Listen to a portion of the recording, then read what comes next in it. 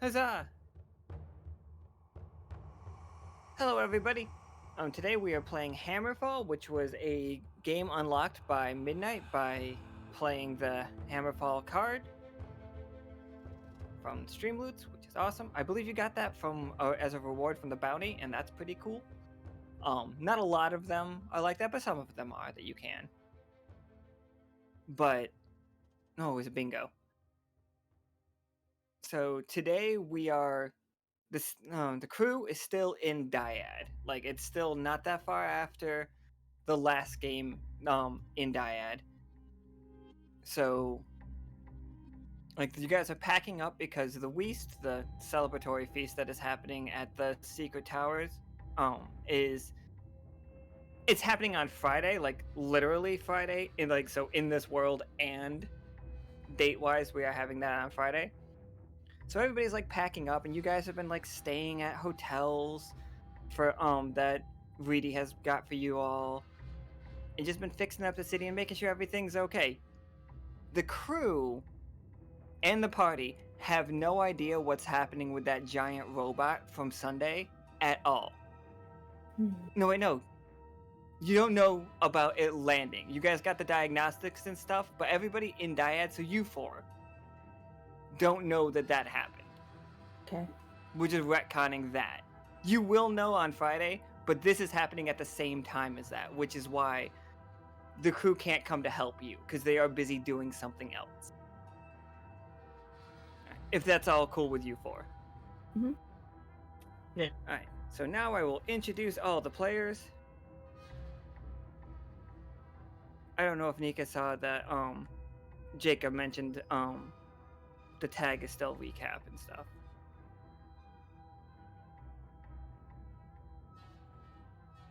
Hello, everybody. So today we have Clem, who is played by VaNex. Oh, hello. We have Midnight, who is played by Kuari. Hello, everyone. Cash is played by Soap. Hello. And then Seth is played by Seth. Good morning. So, Clem, would you like to give me that 20-sider for your Oracle card that you played? Yeah, let me do that. Let's go.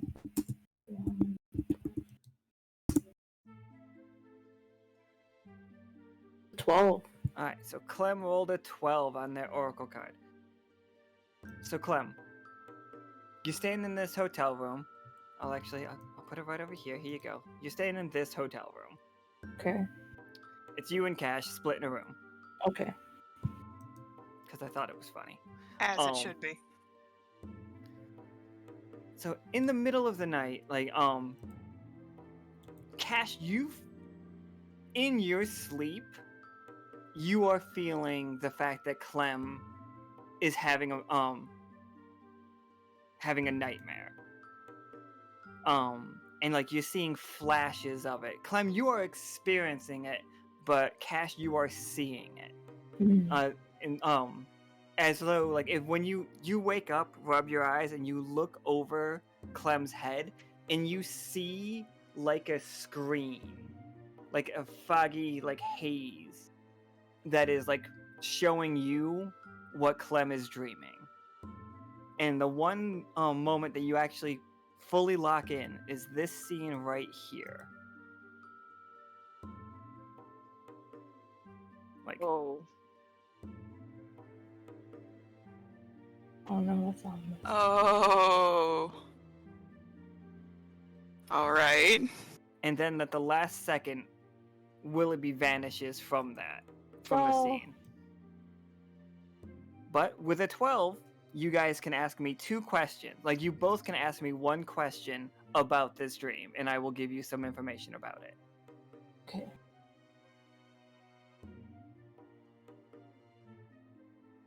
Oh.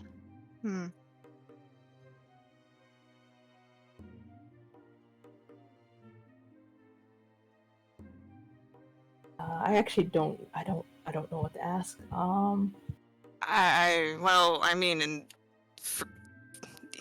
I guess the question would be: is Willoughby okay? Yeah. No. He is in Okay. massive amounts of danger. Okay. What what were that? I mean, what were those surroundings like? What was that like? He appeared to be underground somewhere. And because you Okay. did roll a success, I'll give you a little bit more. He was definitely underground somewhere in that forest. The forest to Okay. the west. Okay. Underground, the forest, the west. He's in danger. Okay. Yeah, Clementine's gonna definitely be waking up with like a sense of urgency. Absolutely. As you yeah. both are, alright, so as you both are getting dressed, Seth, could you roll me a 20-sider? Yes. Oh. Alright, so another 12. Oh. Greater anomaly. See that? And got it. Seth, you are at the chapel that Reedy has built. It's non-denominational. Anybody can come here and worship however they want and feel the presence of their, higher power. With a 12, Seth, you feel a pull to the west, into the forest. You hear the song that you sung with Willoughby. Like, you hear that again, but it's like distorted. Like, he's in danger. Okay.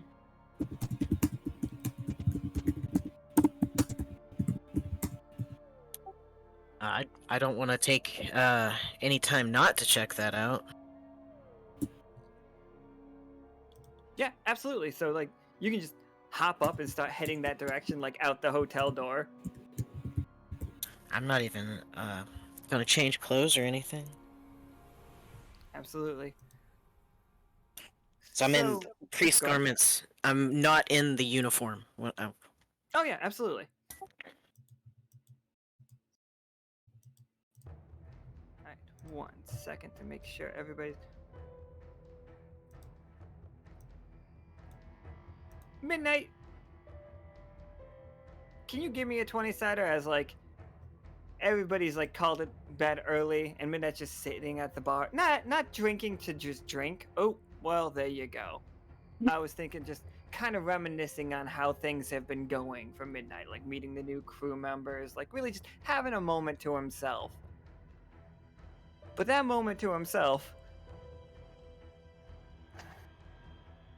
Midnight, you could have gotten information had you rolled higher. But you didn't. You rolled a failure. Does that imply Midnight is drunk? Or is he upset? Like, what's making Midnight less, like, receptive to, like, chatter? Like, the barkeep is trying to, like, have a conversation with you, but what's keeping that from going anywhere?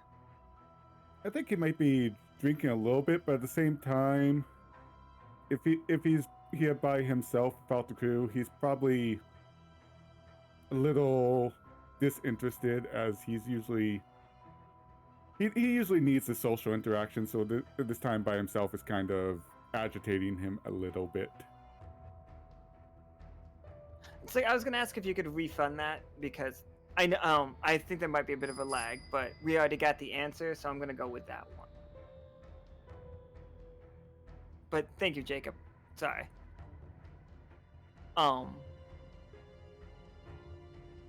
So yeah, like you don't even get the barkeep's name. Like you definitely exchange. You're not being rude, right?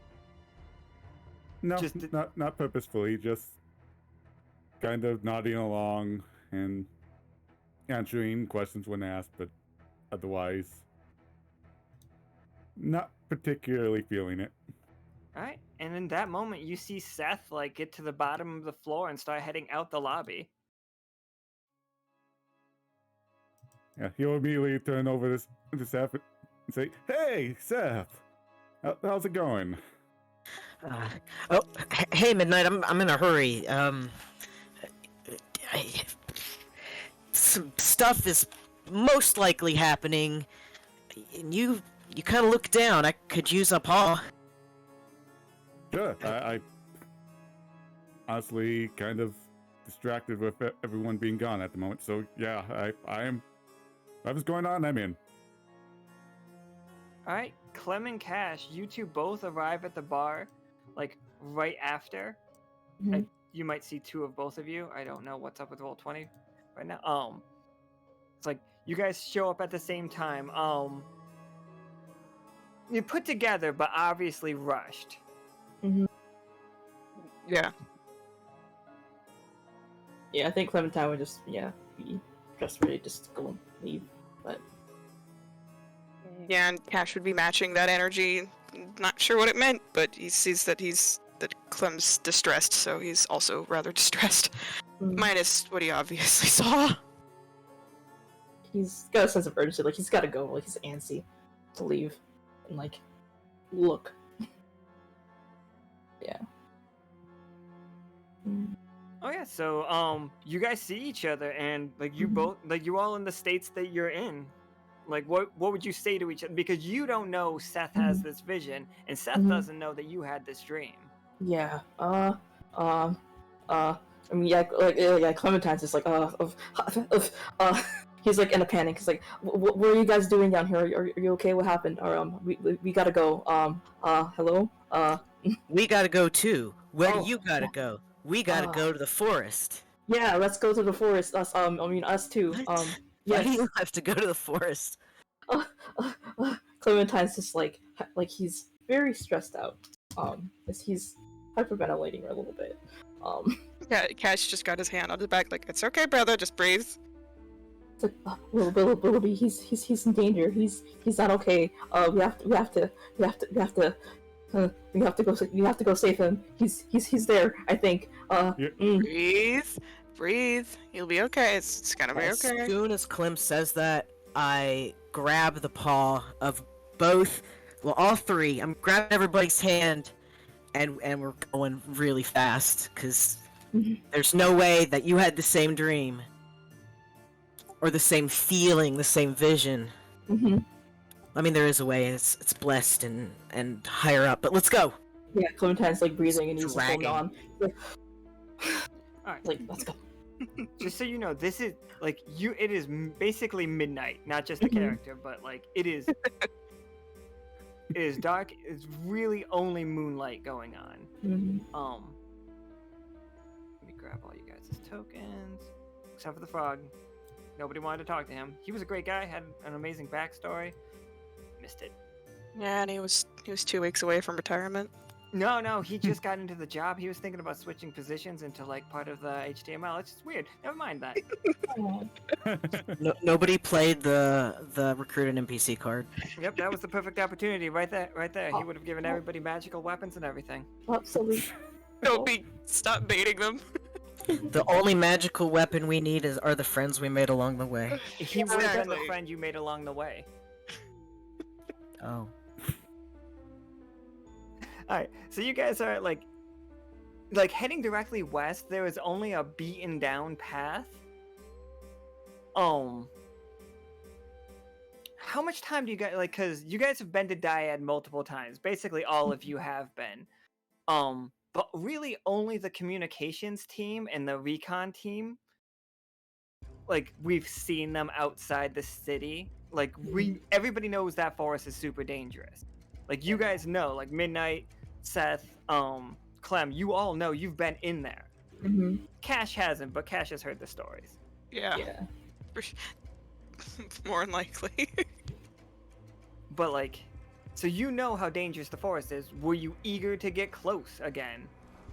Like, I mean, considering the stakes Clementine is, but he's going to be as careful as possible. He's not going to rush in, but he is willing to go in there if that's where they need to go. And he wants to, like, make sure where they're going, where they need to be going. Look, I'm gonna let you guys know this is probably gonna be super dangerous. That's why I brought Midnight. I trust him, and he's super strong and can outdrink me quite easily. But I do want you all to know this probably isn't gonna be super duper fun. Well, I mean, running out into the middle of the night after potentially having some kind of what I assume was a nightmare, is always the best way to start an adventure. Hmm.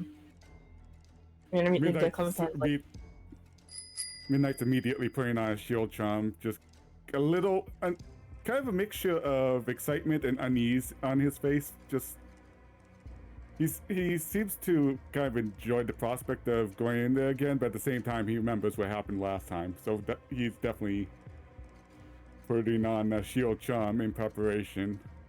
yeah, Clementine's just he's prepared. I had something to say, but I forgot. But yeah, it's like he's just looking out, just prepared to go. He's nodding. He's ready to go in there. Midnight, as part of the recon unit, I'm sure that the teams have talked and scouted out the area. Right before the forest, after you guys' radio tower, but before the actual forest near the edge, there is a large encampment of gibbet lumberjacks. That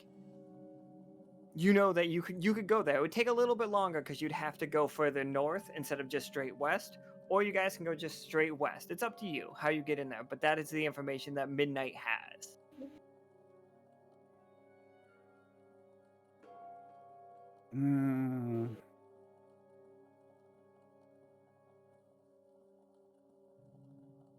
Well, I think before anything else, we need to know exactly where in the forest we're going.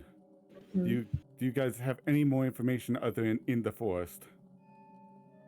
I think he's underground. That's what I saw. You said it was Willoughby, right?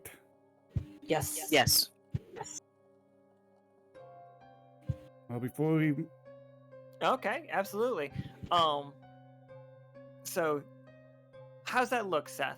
How's it look for you to ask Beezus for help? Give me just a moment, Midnight. Hold on to that thought. Give me a second. I can't really bow down. It doesn't really work that way. So I'm just gonna kind of sloppy down and just lower the tentacles all the way. And I'm gonna quietly pray because you're supposed to do that. And just kind of repeat over and over again, let us find our friend, please. We want to make sure that he's safe and he's important to the hive, and please, just, I'm not very good at praying in real life. Absolutely. I'm 100% going to tell you where this is, but still roll me a 20-sider. Got it.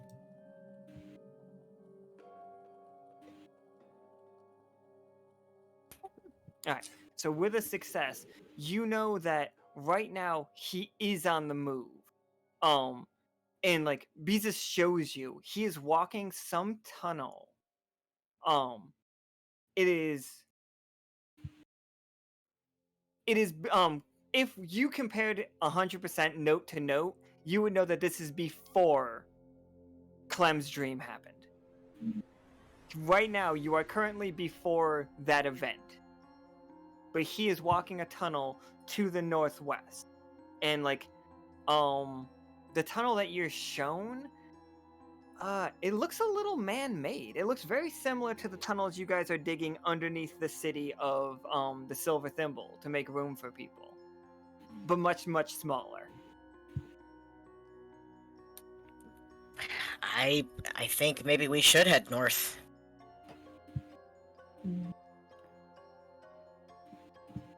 I mean, sounds like a plan. Better than blindly walking into that forest. Alright, absolutely. So it does take a little bit longer, obviously, like I said, because you had to come north. But you see fires from quite a distance off, and you hear Clem, roll me a 20-sider. Okay. Midnight too, because scout and whatnot. Oh, that 20, both of you guys got 20. Sick as shit. Heck yes! Jesus. Yeah, okay, so yeah, here's two really really cool things for both of you. One thing, Clem, you are hearing like you're approaching a lumberyard in the middle of night. So if they were working, you would expect to hear chopping down of trees. But like, why are they working at night, and why so many fires? But instead, what you are actively hearing the sound of pickaxes, like digging into rock, and you are hearing like drilling. It is somewhat muffled. It seems like somebody might have put like a dampening spell so it doesn't like echo through. But something strange is happening in there. Midnight, your attention is in the other direction. Well, while Clem is looking north, you're looking west. Not even in the tree line. Like, something about the way that the moon's shadows are being cast is telling you that there is somebody or something or somebody in that forest right now just having the time of their lives. And just like, you feel like a jubilance. Like, you feel almost a kinship in there. Like, someone or something is in there.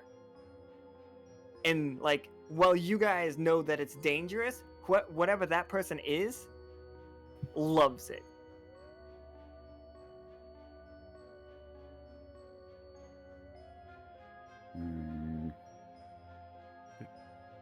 It's someone in the forest. I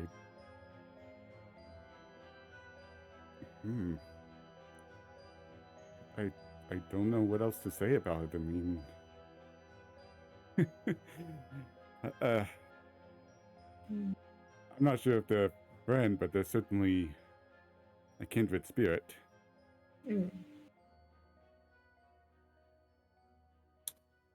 Do you think they could help? Or be a hindrance? I suppose it would depend on what kind of impression we left on them.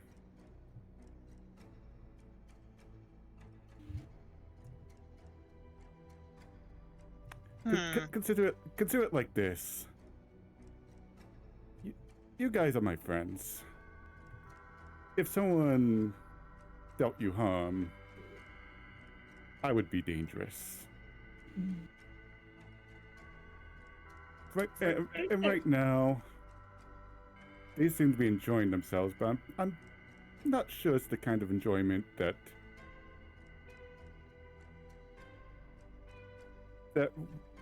we might enjoy, but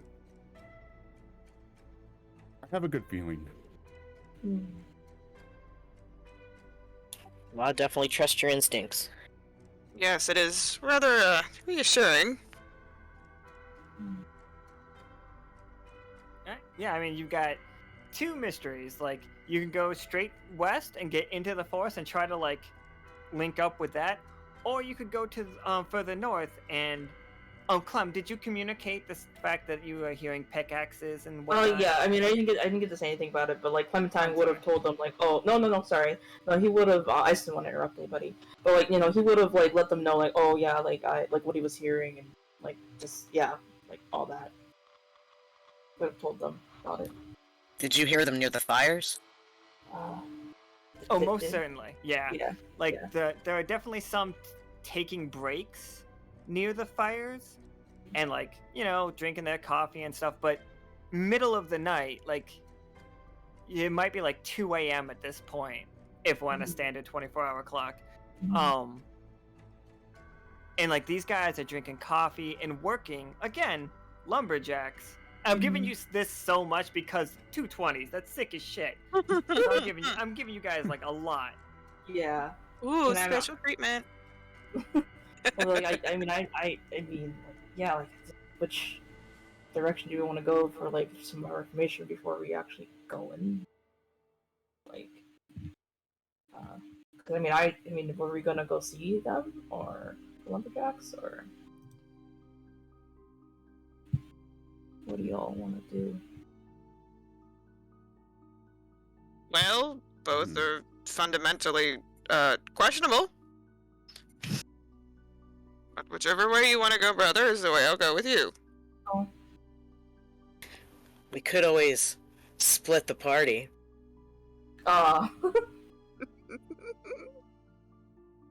With this My- forest, I'm not sure we should. Yeah, that's Yeah, like I the worst don't idea ever.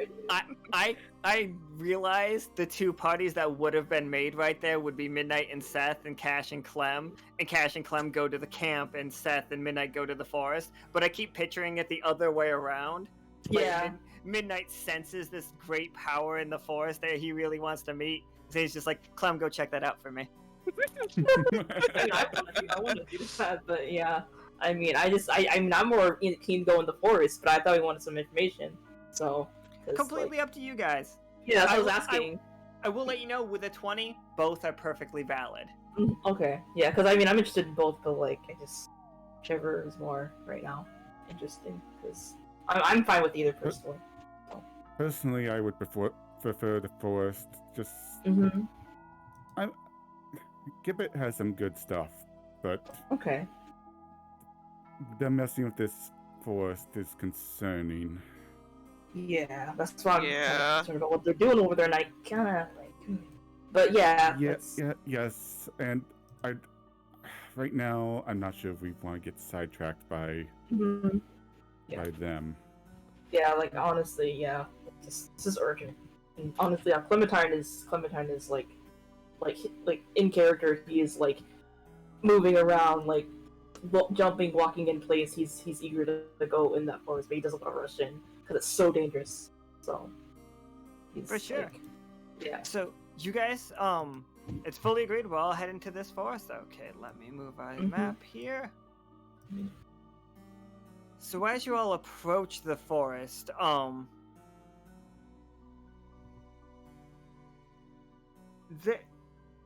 I'm gonna carry that. I'm gonna keep carrying that 20 for a little while. Mhm. You guys hear not just like definitely the sounds of like battle, but very short battle. Everyone, like, as you've been approaching, you were just hearing like loud clang, like not clangs, but just thuds. And then you're starting to hear like singing in the distance. And it's just like, it almost sounds like an old Viking song situation. Like if not a 100% Nordic to our world, not like Viking 100% that way, but the same kind of like, there's a rhythm to it. You're supposed to be rowing to it. Mhm. Like in the distance.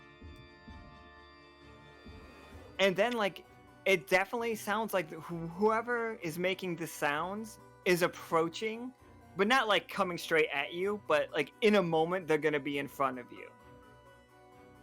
And Can we understand what they're singing? Yeah, it's yeah.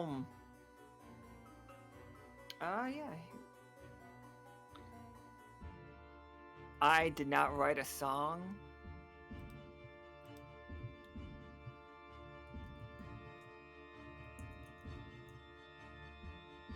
He's singing about, he's singing about ghosts belong dead is basically the gist of it. Ah, I agree. Interesting. He's singing about, above all else, the dead need their rest. Okay. I think that is probably the last line that you hear, the one that is clearest as he comes around the corner, is he says, above all else, the dead need their rest. Mhm. And, sorry, my question for you guys more or less was, are you hiding? Is somebody like standing there, like to greet them? You know they're coming. I The think they know particular- we're coming. Oh no, they don't, like, sorry. Your characters particular- know that this person is coming. That character does not. I'm carrying that 20. Oh. Hmm. I think this particular song kind of resonates with Midnight a bit, and he would join in with a little bit of his own song singing about a battle he had with a banshee who was tormented and needed to be put to rest. Absolutely. Yeah. So he comes out of the shadow, the shadows, and you see this dude is huge. He's a dark-skinned humanoid. Like humanoid-looking man. Like he has all the facial features of a human. He's got a long mohawk. It like goes up into the air. And the most striking thing about him, other than the fact he is 12 feet tall, is the fact that he has 13 swords stabbed into his back. Oh. Ooh. Also, while Midnight's singing back, Ash is just looking at him to like, are you insane? Oh, one more thing. Seth, picture him like Mr. T when it comes to jewelry, but every single one of them is something from a different religion. You see, like, classic Catholic rosaries, and you see Bees's, like, Rosa Bees there as well. And you see, like, a crystal of the purest glass that you've ever seen. If it wasn't for the moonlight hitting it at the perfect angle, you would swear nothing was there. And like that's stacked on top of like what we would recognize as ancient Egyptian and Judaism, and every religion that we know is represented here around his neck. And sorry, Midnight, what was the last line of that song about when you beat a banshee? Maybe just the last 3 words.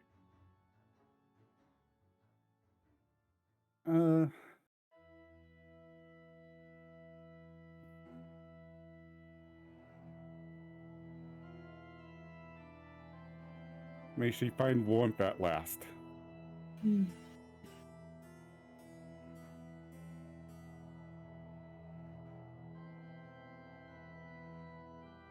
May she find warmth at last. And he saunters forward and like puts his hand out for like a shaking of his hand situation, like one of those firm, flexing ones.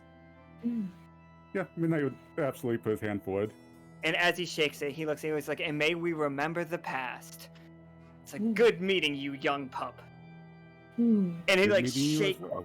He really shakes Midnight, like one arm on his shoulder. And he turns and looks at the other 3. He's like, "And who are all you?" It's like, "We all know Midnight." Hi, I'm Clementine, he says, like, nervously.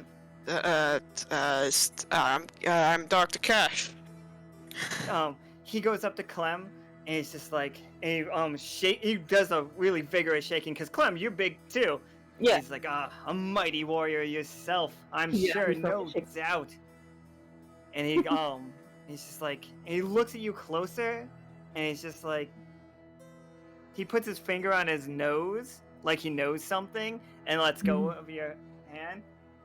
And he's just like, "You've been having some dreams, I assume." He nods.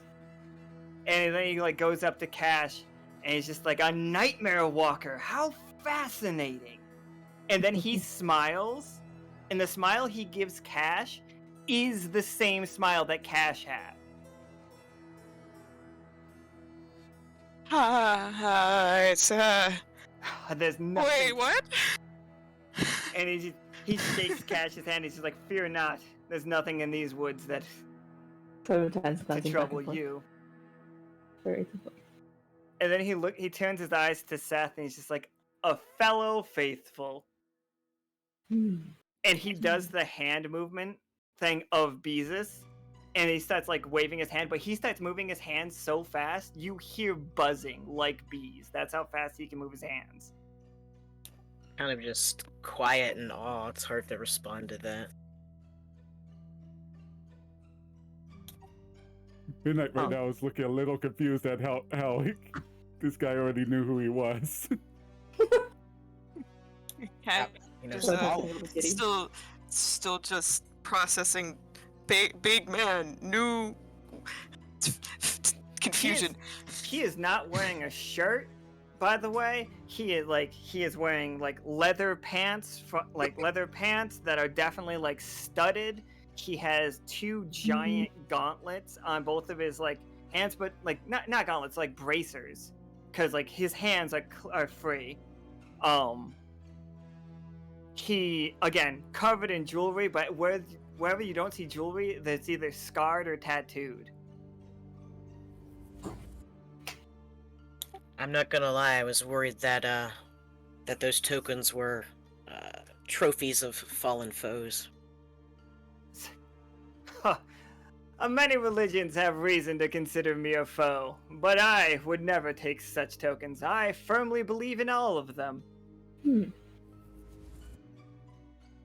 It's a pleasure to meet you, and I'm sorry we didn't get your name.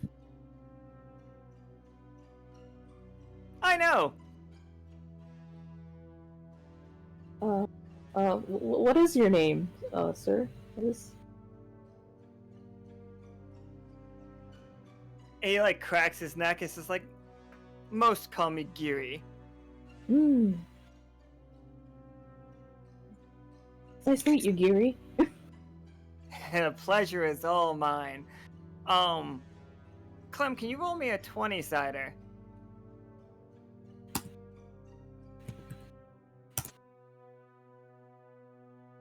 Okay. Alright. I'll see this about that. Tough choice. Or like, yeah, okay, tough choice. What do we got?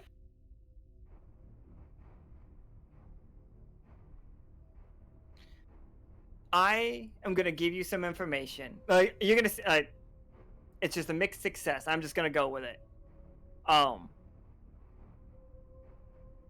What I'm doing in the background is I'm moving the clock forward. Like, Willoughby is in a little bit more danger now than he was a second ago. Okay. But you see, on Kuari's waist is the honey hammer Oh. dangling. I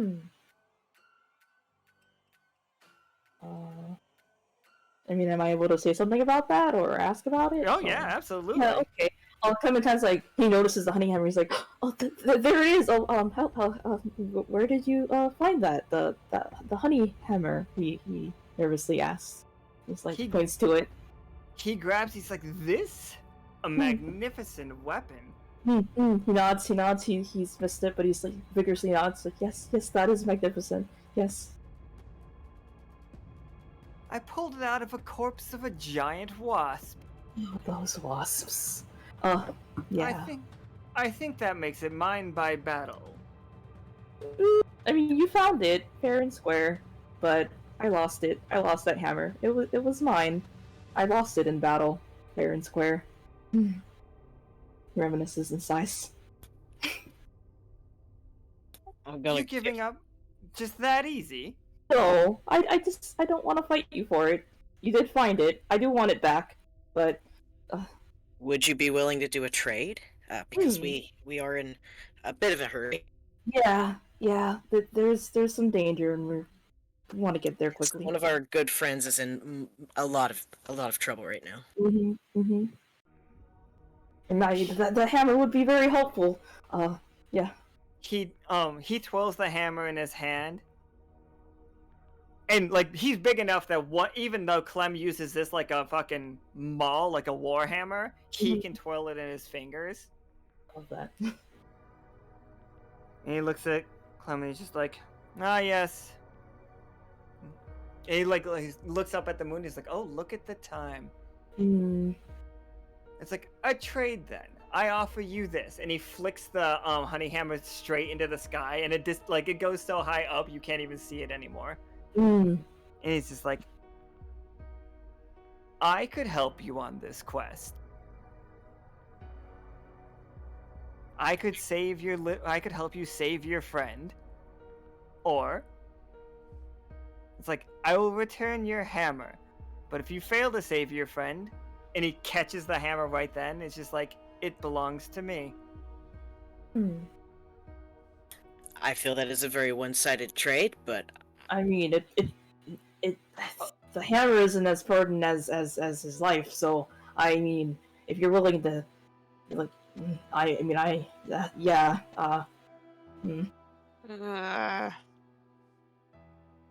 You sure about that, brother? You've been kind of important to you too. Not saying your friend isn't also important, but No, you know. that's not no. Okay. If you're willing to take that trade or take that bet.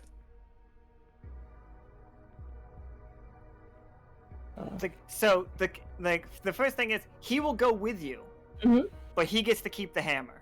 But that's fine. He can keep the hammer if we're able to like easily help.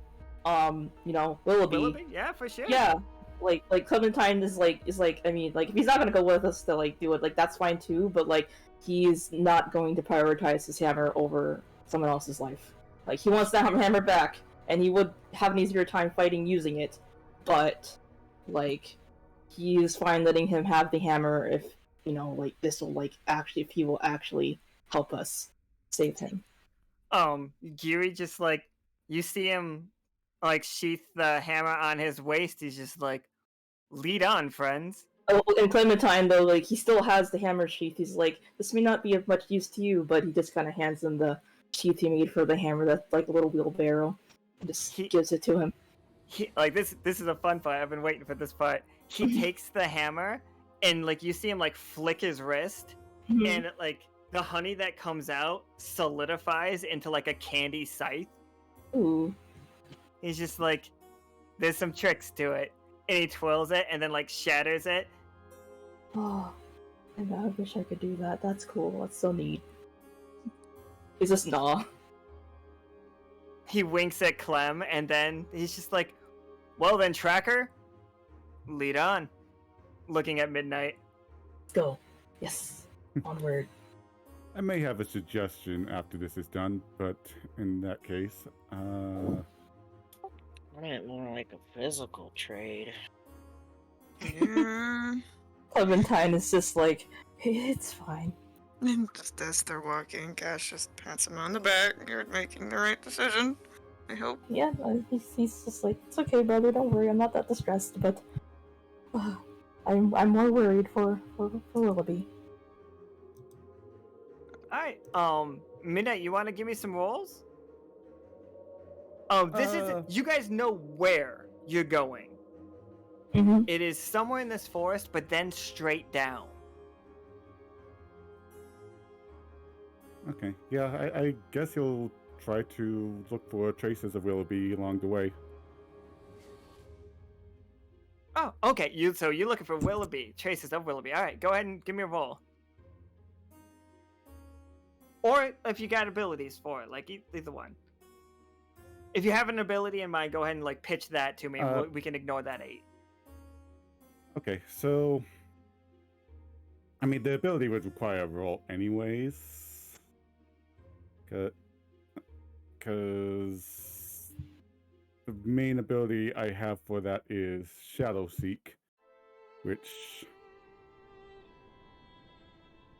basically, you just want me to describe what I would do to use Shadow Seek? Yeah, just there. Go ahead. Okay, so Midnight will take a moment to just find a dark shape, kind of a darker spot in the shadows, sit down, close his eyes for a moment, to meditative focus, and then as he opens his eyes, there's just a flash of shadow that goes off into the forest, seeking out Willoughby, trying to find his exact location and what he's doing right now. For sure, yeah, I love it. Give me another 20-sider. I like the explanation deserves another chance. Look at that, success. So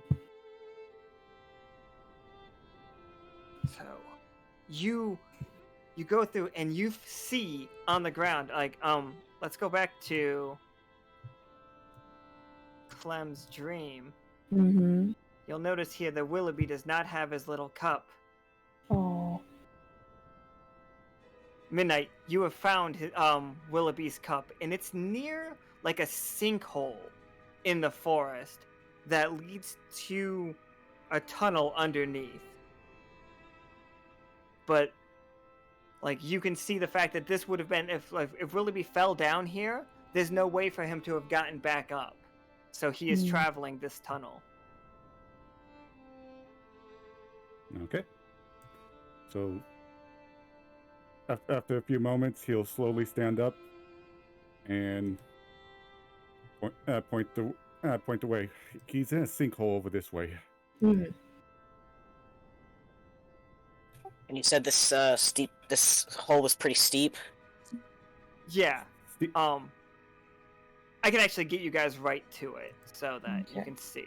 You guys don't have to be down here yet, but like you are standing above it. Okay.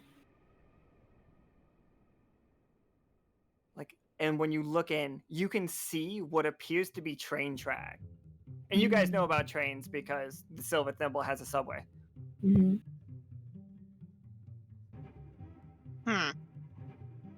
And you can, Clem, this is carrying that 20 over. You can hear people laying tracks and drilling to the, like, it seems like it's heading east.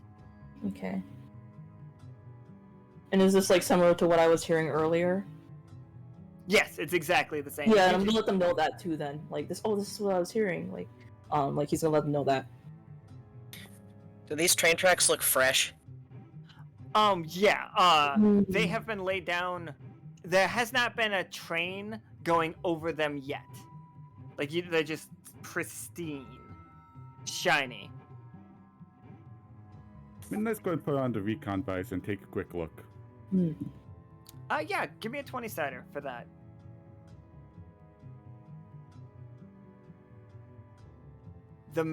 Firstly, the metal does not show up on your recon visor at all. It is just black as black. Like, you know, the absence of anything. Like, all the metal is null metal, so, like, it doesn't have anything to do with magic. But also, when you look around, you can see the fact that those rose vines have gotten down here, too. Like, these ones aren't flowering, but it might explain why you don't have any crew down here and they're working the other direction at this time. Careful, everyone, those vines are here. Does it, is Willoughby in the direction of the sound or in the other direction? The other direction. He is heading to the west. So, yeah, the tunnel does keep going quite a ways. I mean, I'm interested in finding more out about these tracks, but it's in the opposite direction of where we need to go. Yeah, I'd rather we go where we gotta go first, and maybe this will come back later. But they're actively working, and I don't think that's good.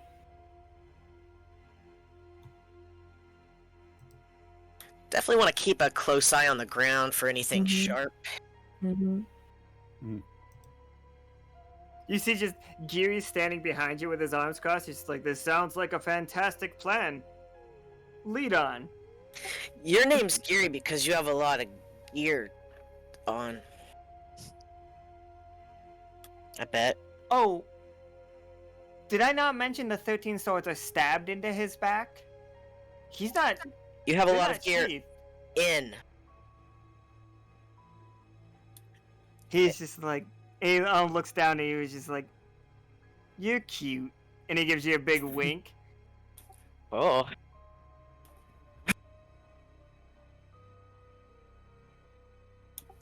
I'm blushy and silent for the rest of the game. Clementine's just silently admiring this man, but he's like, yeah, eager to press on. Like, you got a plan? He's ready to go. Seth, give me a 20-sider real quick, though. Yee.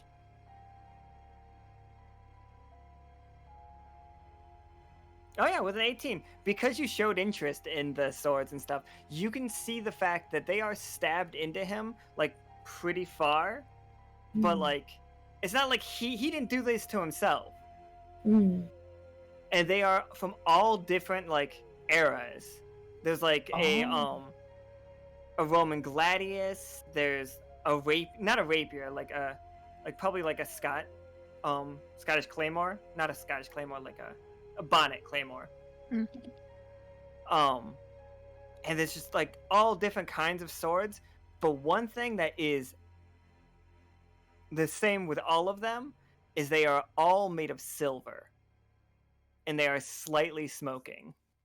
Oh. Very, very slightly. The get up is that for some sort of ritualistic? No, I just get stabbed a lot. Oh. You just keep them in there. Just making conversation. Absolutely, young faithful. It's just like, and how do you like talking to the bees? It's beautiful. But no, it's actually really nice. He does the buzzing singing that the mayor can do as like a laugh. Oh. Alright, so as you guys are walking down this hallway, really you guys can't get lost because it's just straight on. Mhm. But as you continue down, it starts looking more and more natural and less tunneled. The train Mhm. track stops and the walls just kind of become like rougher hewn. If actually all four of you give me a 20-sider and I'll take the highest, and that will be the reason you know about it. Ooh. Hey, somebody play that one. You should totally play one right now. Oh yeah. Where is that?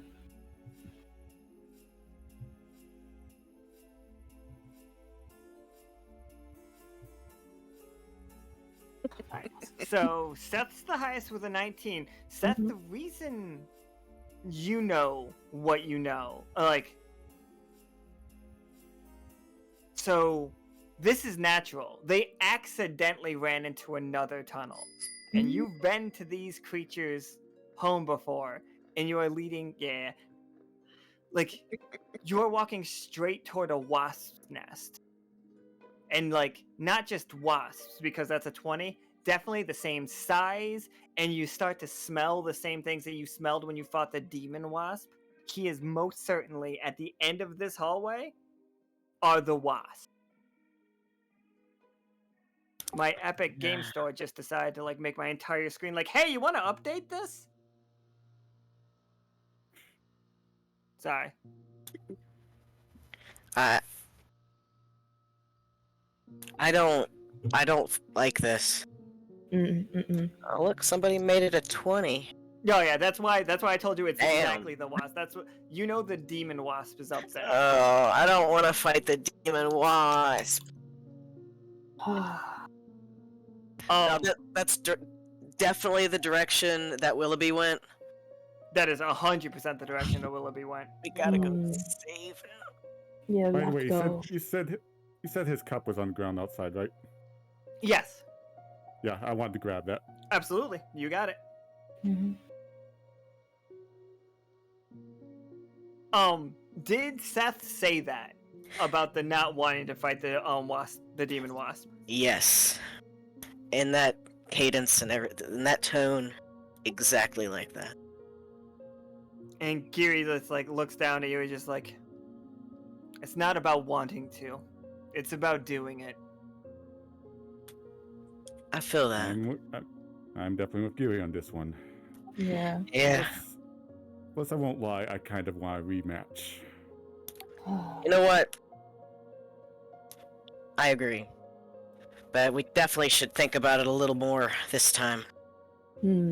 Definitely don't want what happened last time to happen again. And I just gently pat Clem on the shoulder.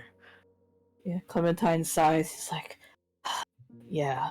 And he's like making sure, like stretching, like making sure he's like well, like not gonna like sprain and hurt himself again if he goes after these things. Is Art in the chat? Because that's the No, only it's way. okay. No, it's okay. Art will find you. It's and okay. sprain you. But like, no, but I'm just saying, like, from experience, so he's like making sure he's not gonna make that same mistake again because he was ready to push forward and fight whatever else. But nope, he got tripped up and stabbed and just paralyzed. He couldn't do anything about it. He's not gonna be in that situation again. He's gonna make sure of it. He's going to be more careful and he's gonna, yeah, try to fight these things and like not get stung. That was a bad time. Cash is just looking at the two of them. So these are the wretched vestments that ruined your time? Mhm. This disgraceful creatures. I You know, Oh, go ahead. Sorry. I actually want to take a moment to look for like wasp tracks. Actually, like basically where the bug legs hit along the ground and such, to actually get an idea of what direction the hive. Well, if it's just this tunnel, like how active This the is the wasps are. natural tunnel. Like the natural tunnel can weave all over like a maze. Okay, so yeah, I want to track down where the wasps are. Actually find their tracks and such. Absolutely. Go ahead and make your roll.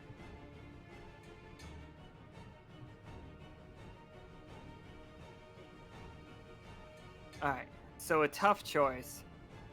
And like, here's the really, what's prophecy, determined. Alright, Clem, you are determined.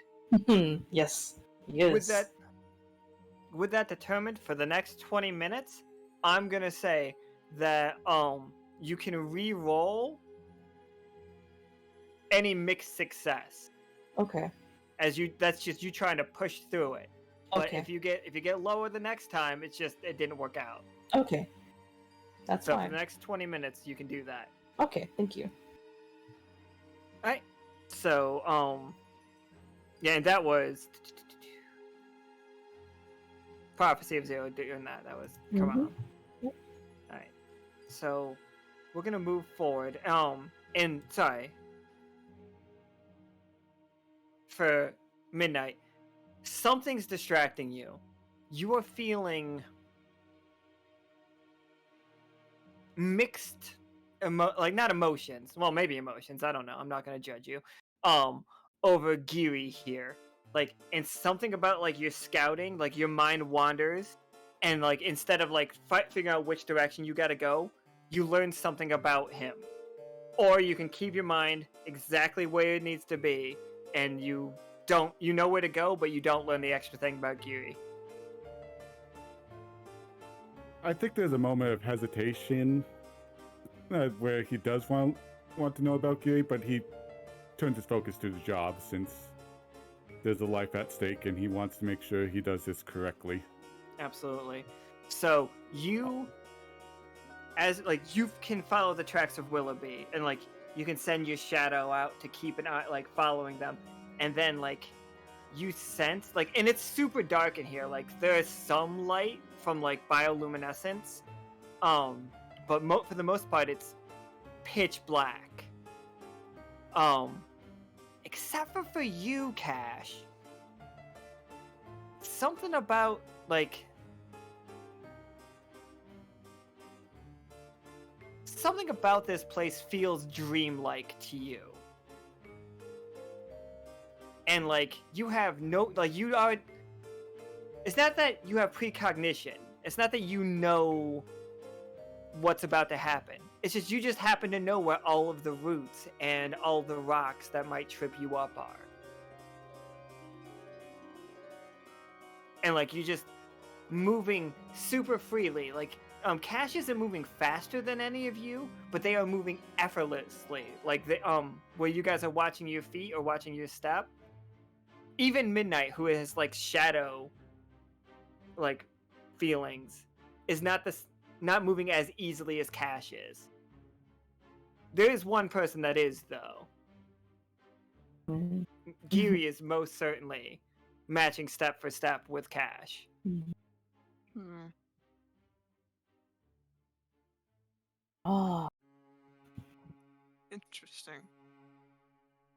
This is just a feeling he has. Yep, just Huh? easy as breathing. Oh. But Midnight, you are aware that up ahead, the direction that Willoughby did go, and there was a fork right there, and you know that's not where he went.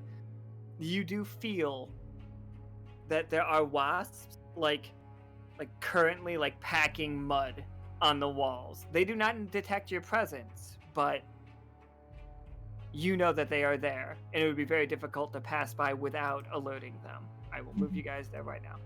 Again, it's only lit up because a black map might not be like fun. Mhm.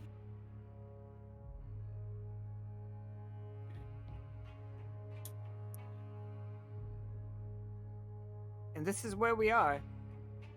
So all of these little bees, well, not bees, the wasps. Yeah. Mhm. I want to move back enough where we can still talk without. Oh, alerting absolutely. them. You guys don't even have had to have gone that far. Like, you guys could have stopped quite a ways away. I just wanted to show you guys it. Hmm. This is. If Willoughby's still alive, it's got to be a miracle. It's like, don't lose faith now, friend. I didn't say he wasn't alive. I just said it was a miracle. We just need another one. A few of them, it looks like.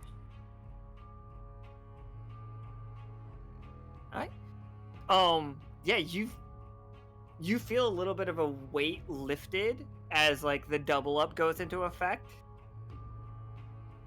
But double up has like lost a lot of, like, it's only 10 minutes for double up for the record, everybody. Mhm. So it's just like, you feel like you might have a miracle. I would like to cast Petition if I am permitted. Sure, go for it. Let me figure out how to do this again. I'm just gonna copy pasta it. Yeah.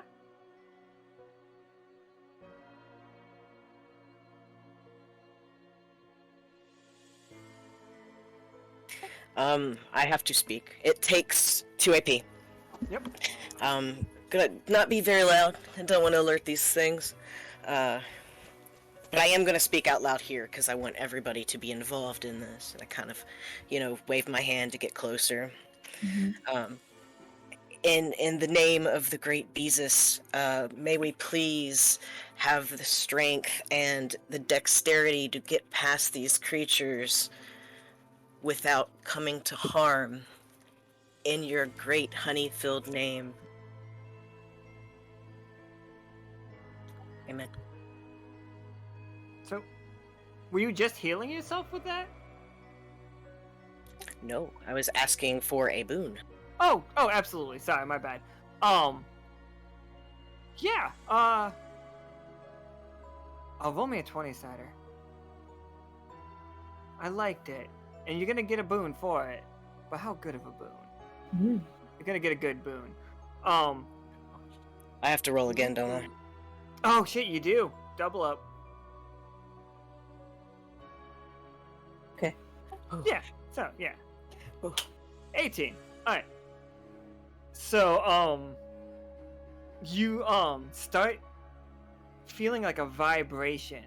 Like, you, Seth, like, it is coming from your Rosa bees. And it's like, it's very soft at first, but then it, like, you start to feel it, like, go across the walls.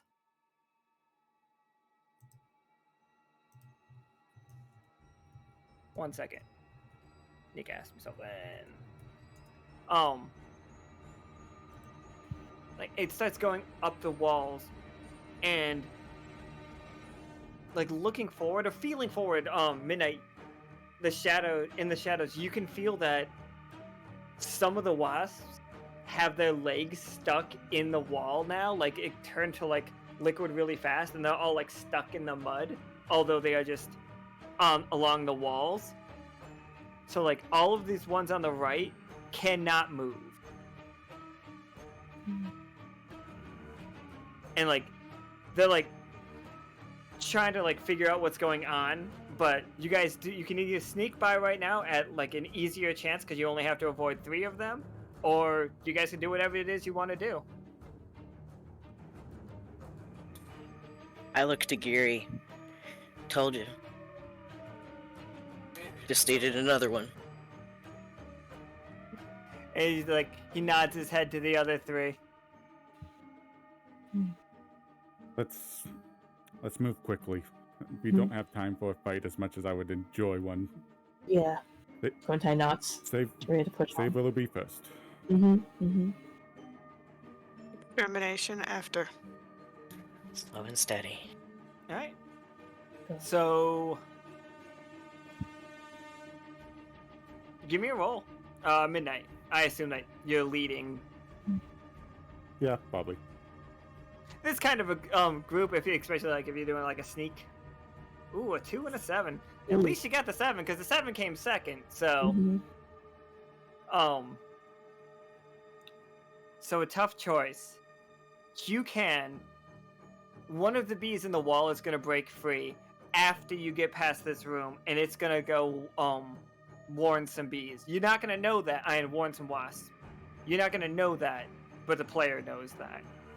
But you guys continue to sneak. You got a little ways before you get ambushed. I'm just gonna let you know there is an ambush coming. Or you can be seen right now in this room and fight 3 of them, and the other 3 are still on the walls. They are going to be trying to break free. I will roll to see if they can break free, but that is... You can fight 6 right now, or some later further forward.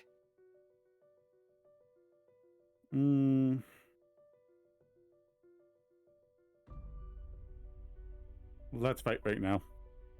Alright. Oh. So this bee comes off the wall, and it's just like... not bee, wasp. Comes off the So wall. offended. Yep. Angry bee. Not be. Alright. These 3 are gonna see you. I will roll the first attack right now. It's this one against Midnight.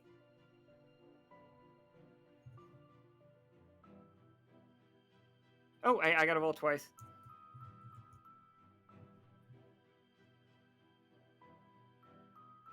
Yeah, look at that, 16 now. Alright, so Midnight, this wasp comes flying down and just like... Not stings you directly, but like, its stinger is a blade. So when it just dive bombs past you, it slices your shoulder a little bit, but only for 2. So I think your shield blocks that. Yeah. Alright, whoever wants to go can go. I'm going to try to cast Petrify on one of the other creatures. I'm going to copy paste to that. It takes 2 AP. Sure. The one that's on the wall, or like the ones that are stuck in the wall, or... The one that just attacked Midnight. Okay, sure. Yeah, give me a 20 sided.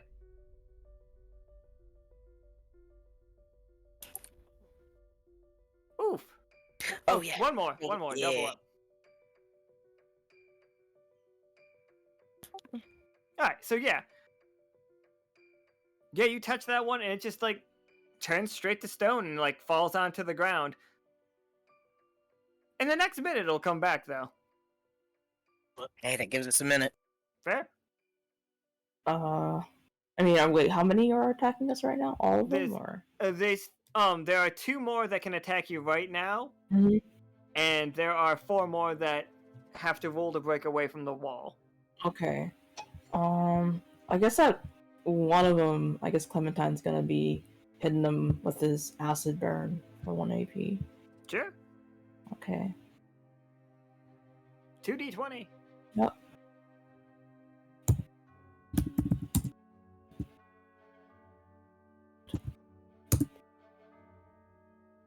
Okay. Oh yeah, that's a 20. So Oh, yeah. Like, I mean, because he was just, yeah. He was gonna be flinging it at him and, just trying to, like, disintegrate it on the spot, so. and 3 what's that? 20s today. Yeah, what's that look like? The when you just burn it to. I What mean, is he's the gonna rub reaction? his hands together and he's just gonna, like, you know, make a glob and he's gonna smack it on there and just let it sizzle. If it hits that hard, because he was initially just gonna, like, coat it and just hurt it. Oh yeah, it's like you just destroyed its exoskeleton. It's gone. Yeah. Geary applauds. He's just like, "Ah, well fought, little badger." And then like he just like casually smashes one of the ones on the right side's head completely in. Yeah, Clementine gives a thumbs up. He's like, yeah, nice. That was cool. Alright, Cash, what you got? That's what I was just looking at. Oh, Lord. Actually, not quite sure what to do since everything I have requires me to touch something. You do have a gun. Just so That you is know. true. That is true. I always forget about the gun. But you could also say that you wait for it to come close, and like we could roll that into whatever you're doing.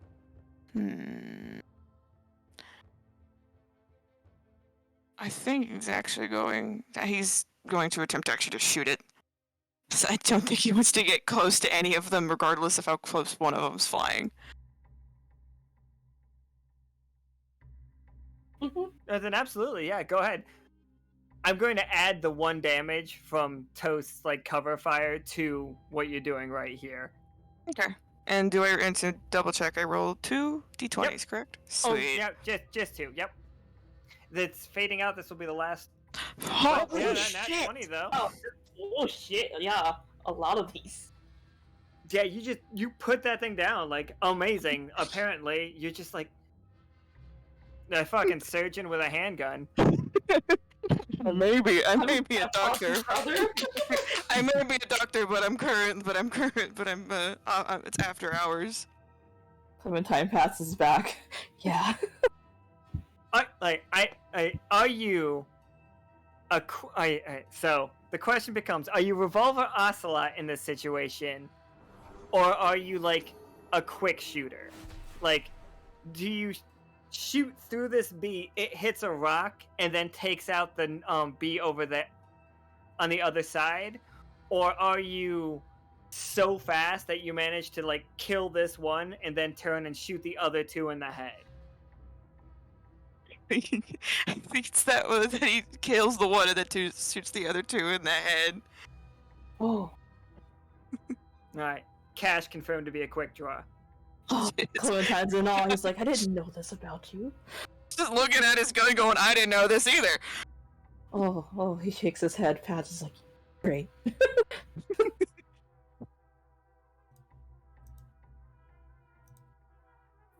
Yeah, that the only one left is the one turned to stone at Midnight's feet. Mm-hmm. And it has 50 HP for the next minute. Yeah, let's see. I mean, it can't really do anything, so we could just coup de grace it as soon as the minute's up. I mean, I have a suggestion. If, depending on how well I roll, Yeah, go for it. I could wither it.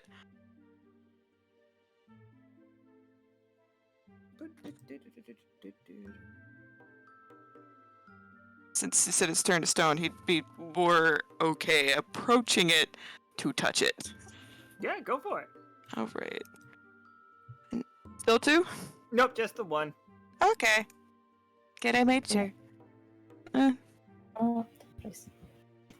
Alright, so it's a tough choice. You know what? It's already stone. I'm not gonna like. Nah, as long as you rolled over a failure, I'm gonna say that yeah. You like. You wither it and it becomes basically just sand. Like it loses all of its hardness and then it just like falls apart as dust. Wasp sand. Can I'm just gonna bottle some of that, because why not? You beat me to it. Add wasp sand to your inventory. We can. I mean, I'm gonna like hand you an extra vial of it here. I'd like to take a look at that Mm-hmm. when we have time. Yep. Also, for those who didn't see it, 20 bingo was played, 5 AP and 5 HP. Okay. Yep. Cool.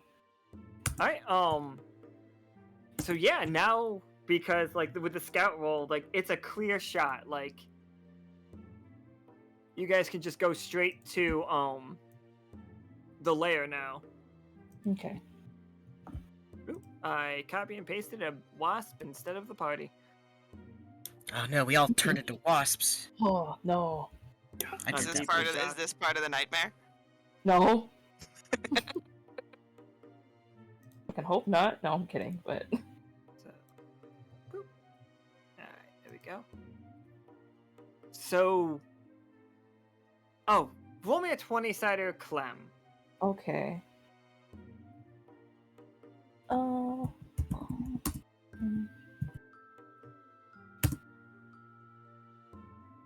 Okay. Alright, so that's a tough choice. You can re-roll that. Yeah, You I'll still try. have you still have a minute I'll- left. Yeah, I'll try that one more time, Sure. and then if not, it's fine. Okay. Yeah, Yeah. definitely. Yep. Let's Clem's go. determination did it. Yeah. Yeah. That's It's that's determined. fun. You get Onward. here, and Hmm. just as you get here, because you're just determined to make it, you are seeing Willoughby start to walk in there. He's very small. Like, you're still a distance from him, but if you guys hurry, you can make it. But you Okay. can't be quiet about if you're gonna hurry this way, Mhm. unless you have a spell or something that you're gonna do. I actually have something I'm going to use. Sure. I wish I kept the I'm things. I'm pulling out the friend flute and blowing into it hard. Just Hmm. where Willoughby is going to hear just a loud whistle, but the wasps don't hear it because they're not friends. Mhm. Sure. So yeah, Willoughby like turns around and just like looks back. And he just like looks at the four of you. And now I have to do it. So Hmm.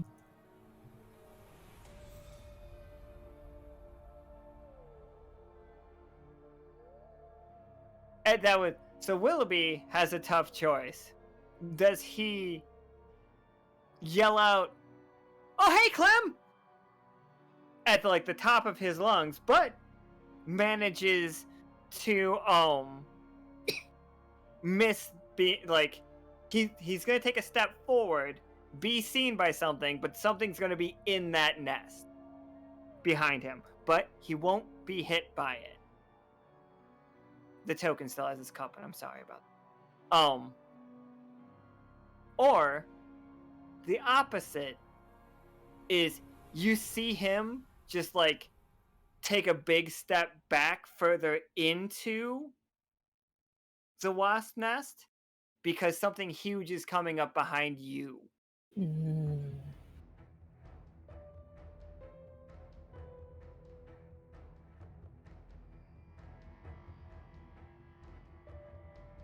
And you guys can all just which one would you rather have? Mhm. Like, so and like no sugarcoating it, the demon wasp is either going to be behind him and coming at you, or behind you and going at him. Oh. That's a hard decision. Hmm.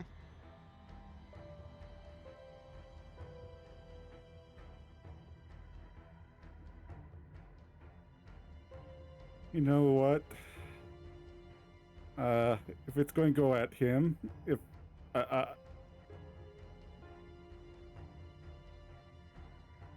mean, like I'd rather- would we have if we have ways to react, is that something we could do if it goes after him? If you have like things to it's going to be attacking all of you, but like Mhm. so like I'm sorry, when I say it's going at him, it's not only going at him. I just meant like who do you want to be closer to it? him or you guys. But yeah, you can react to protect him for sure. I would rather us be closer to it. Mm-hmm. Yeah, Yeah. honestly, Yeah. I agree. Yeah, I'd rather Yeah. be closer to us. Also, can I like? Oh, no, actually, never mind. I'm gonna wait. So.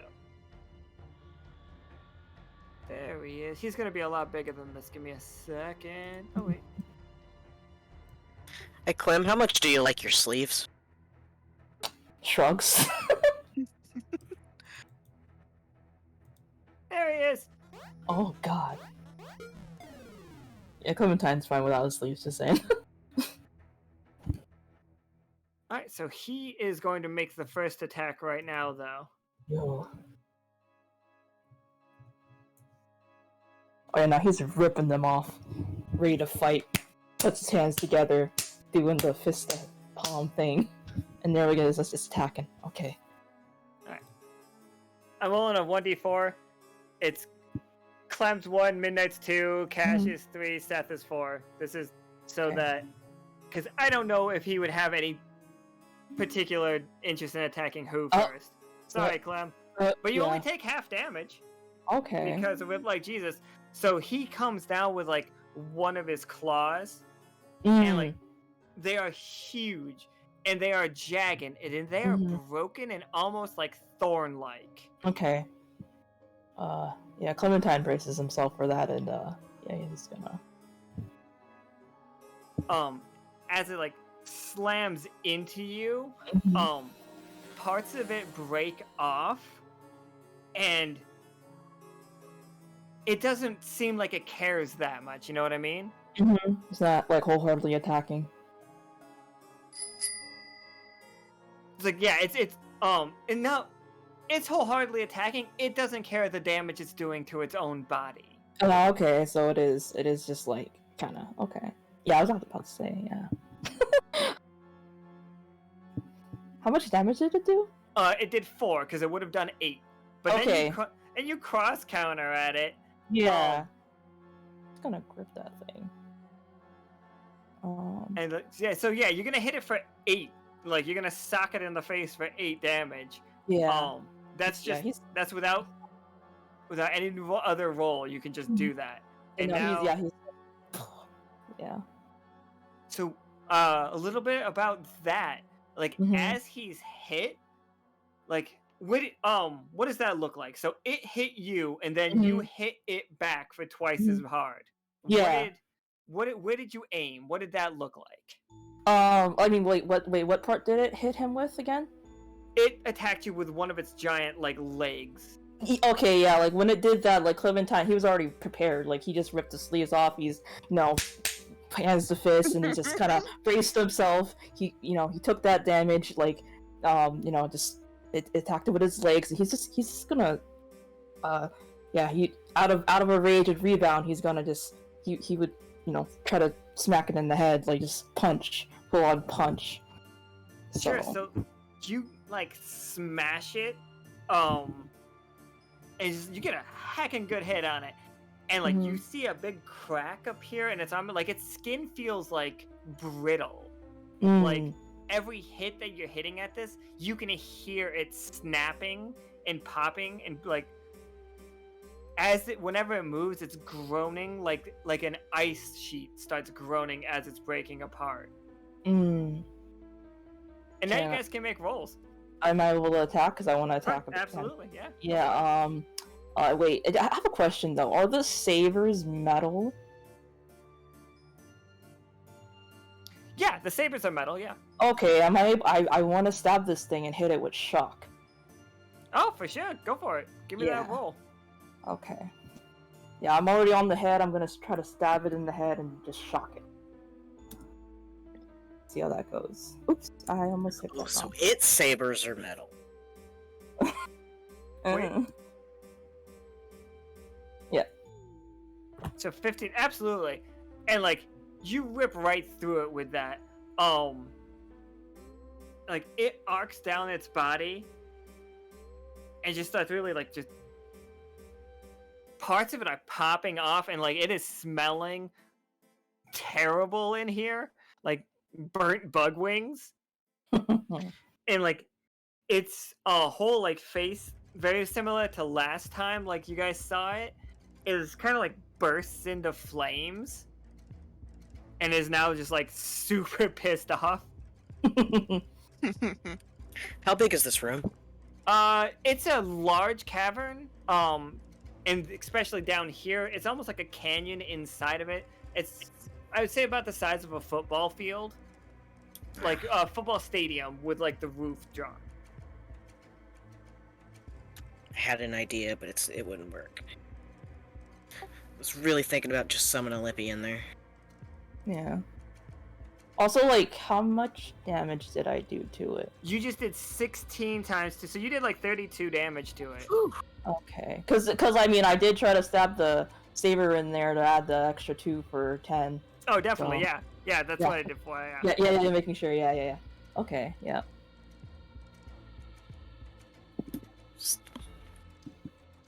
I'm a bit shocked at how cool that looked. Clem's kind of ready to fucking rumble with this thing.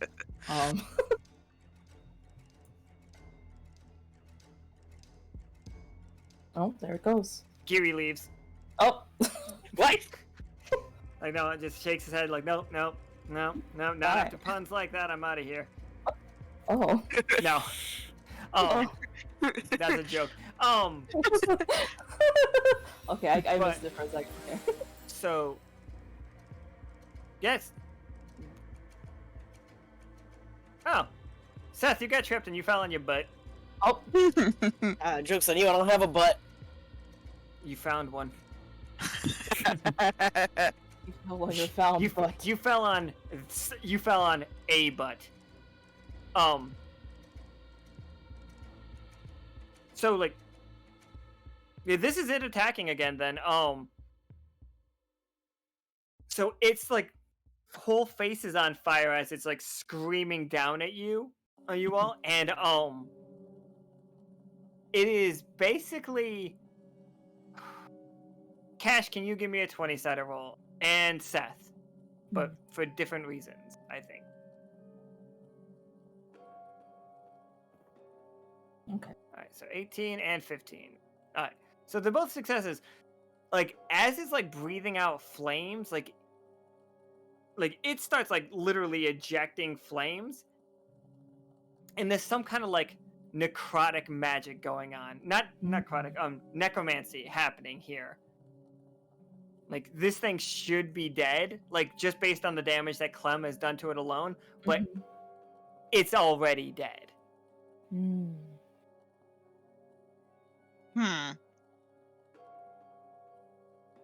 Interesting. But here comes the attack. Oh, I rolled a 14. So, yeah, it's doing 4 damage to all of you as it, like, breathes flames on you. But don't worry, Willoughby is still out of the way. I'd like to shapeshift into a rhinoceros. Like, I can't do the wasp this time. I need something that has some armor, and gets really, really pissed off. And has no vision.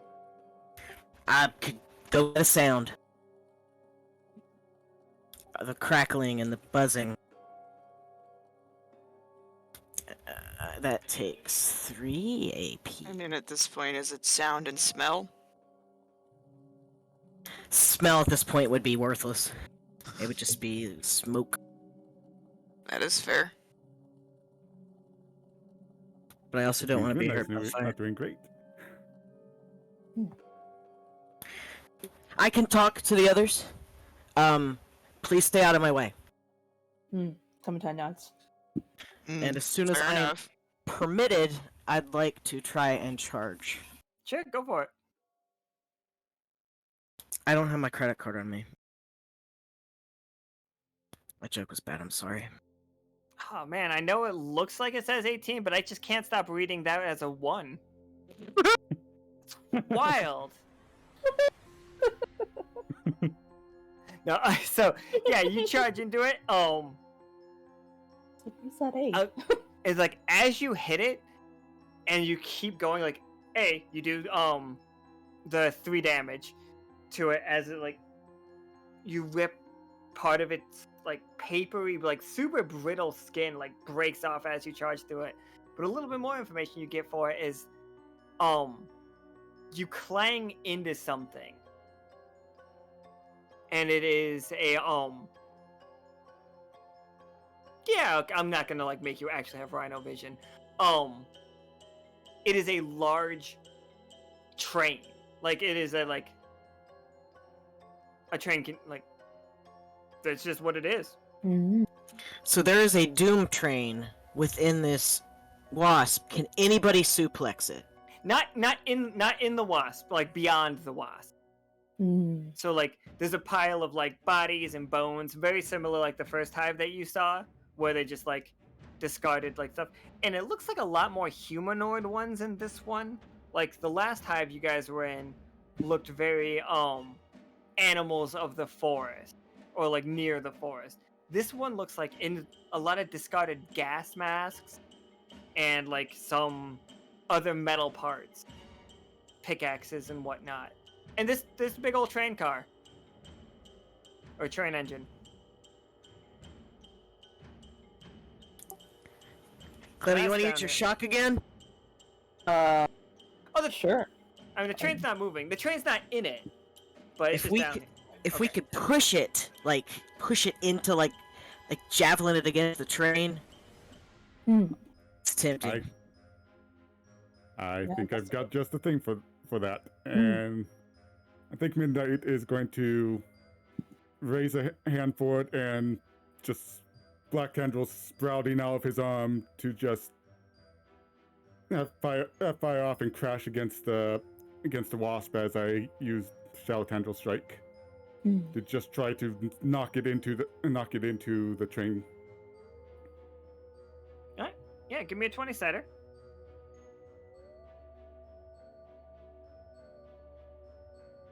Ooh. Oof. It had to happen Ooh. eventually. Yeah. So as you go for the Shadow Tendril Strike, you see the wasp just starts like moving way faster than you expected it to. Like again, not caring, like leaving its limbs behind on the ground after like Seth charges through. Let's see what this one is. Okay. You can roll one more time. Okay.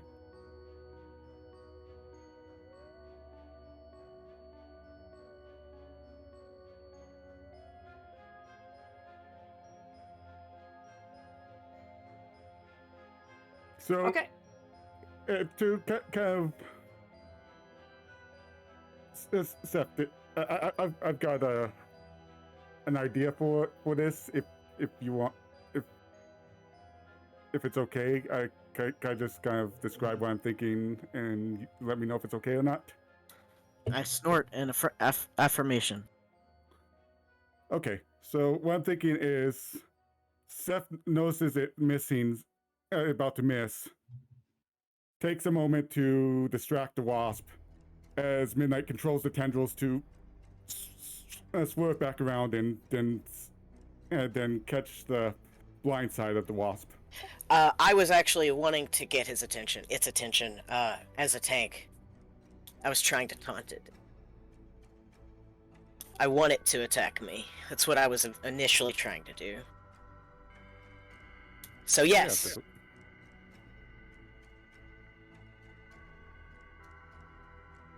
I will do my best to snort at this thing, get it attacking me, so that others can focus on damaging it. Yeah, okay. So you have pushed it backwards and done 2 damage to it. Alright, Cash and Midnight. No, sorry, Cash and Cash, what you got? Sorry, I was eating. Yeah, it's good.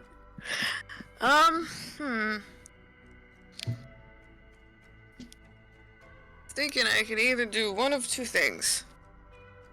Shoot it, or cast Calcify on somebody.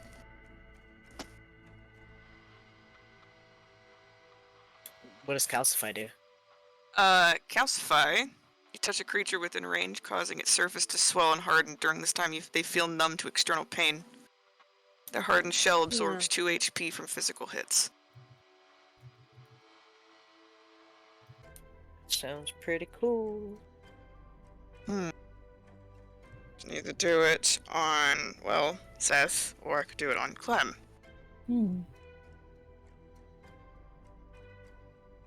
Whoever's closest. Do it on Seth. Tanky the tank.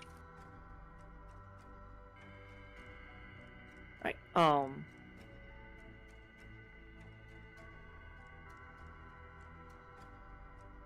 Yeah, I mean that's perfectly fine. You It is gonna do attack. Oh no, you don't need to roll to calcify them. That's fine. But it is gonna do its. All right. So, tough choice. Just a quick question though. One of the things is that it's supposed to be dazed and not able to use special abilities. So. Oh yeah, it's not gonna use. This Okay. is its thrashing around. Okay, I just wanted to make sure that was you were Yep. aware of that. Absolutely. So the tough choice, everybody, comes down to it is just thrashing around. I'm just gonna roll 1d5 to like see who it hits. No, I'm gonna roll 1d6 to see who it hits. That includes it could be Willoughby. Like it's like, or like Willoughby heads deeper into this place and he's safe and everybody takes 2 damage. I personally like the second one. Yeah, I like the second one too. Yeah. I'd rather he be safe. Yeah. Alright. So it begins thrashing around and just like hitting absolutely everyone. Yeah, and I think Midnight's Ring is going to glow a little bit as he flickers out of the way. So I'm going to use two of the hope points to... Oh, yeah, 2 of the hope points to avoid that damage. Okay. And then...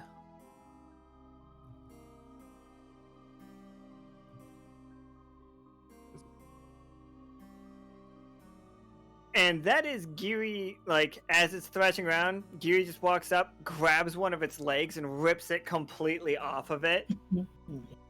And just, like, smashes it in the face like a metal girder.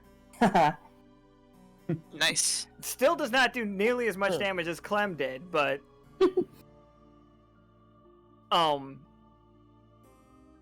So... Yeah, it... Oh. Go ahead, everybody. It's still going. Like, it's not dead. But... Yeah. You guys can go. Okay. You mean like we'll just leave? We'll just Alright, no. fun playing, everybody. I was like, yep, this is I really didn't run. Let's go, Willoughby. Let's go. Takes his hand, walks out. Like, let's go. No. I am gonna charge again, but I'm gonna go all out, meaning I'm gonna play a card. Let's see. What can I do? I'm gonna just ram that word I'm not allowed to say on whatever this is. I kept wanting to say Twitter.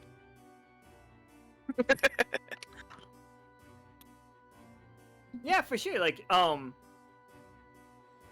you can hit it. Oh yeah, I need to roll to do that.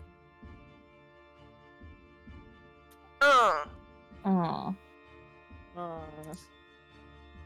So, like, you do hit it, like, with the start part, like, you start charging, and, like, you start tearing through its legs, but again, it doesn't care about them. And, like, you just see its stinger come up underneath Seth, and, like, punch right through that rhino, and deals 8 damage. I am down to 0. So you guys watch, like, the rhino Seth get impaled by the stinger, and then he just like limps to the ground and rolls back in his regular form. Oh, Oopsie doopsie. Oh no. Oh yeah, Willoughby's not on the screen anymore. We don't know where Willoughby is. mm, I mean, I do. mm-hmm. Where did Rhino Seth end up? Probably the- like. Oop, let me put this guy in the back. There we are. Probably back here. So is he, close to the creature? Oh yeah, like not super Oh. far from the creature. I mean, he got impaled, but not thrown like super far. He was still a rhino, and is still like a big tentacly boy. I only ask because if there's, he'd hesitate, but he'd attempt to make his way over to heal him. No, yeah, you can. That's definitely a roll you could make to get to him to heal him.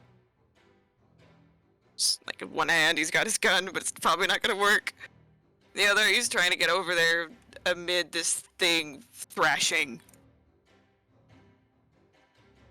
Yeah, you make it over. You're trying to heal. Yes. All right. Do you also have to roll for that too? Yes, I do need a roll for the heal, but for a different reason. Okay. Oh, okay. Okay. Yeah, totally. Like, the wasp has like shakes its head and like starts roaring, like directly at Midnight, and Giri's gonna like sidle up next to Midnight, and this is its attack on both of you.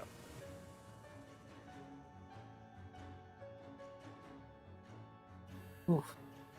All right, so, Giri's gonna get hurt here too. So Midnight, you and Giri are both about to take 6 damage from this like wasp creature just like biting down at you guys with like a very bony skull. Like, wasp heads don't look like this usually, but it's just like attacking you guys like crazy. And Giri's like putting his arms and blocking them and stuff, and he's still laughing the whole time, even taking 6 damage. But you do notice like he is getting bit and he is getting wounded the same as you are.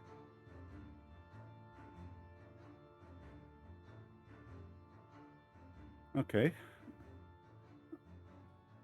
You know, I think Midnight does notice that, but at the same time, with Seth just going down, I think I'm going to activate Shadow Demon. You gonna go on magical princess form? No, Shadow No. Demon. Okay, my bad. He wants this wasp dead. Mm.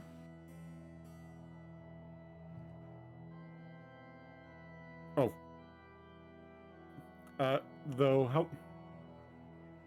I should ask about this. I didn't think about it, but how much HP is Seth at now with the heal? Because this affects the AP cost. How much do you heal for, Cash? I didn't it disappeared before I could catch it. I think it was 18. No. I don't know what I did. I apologize.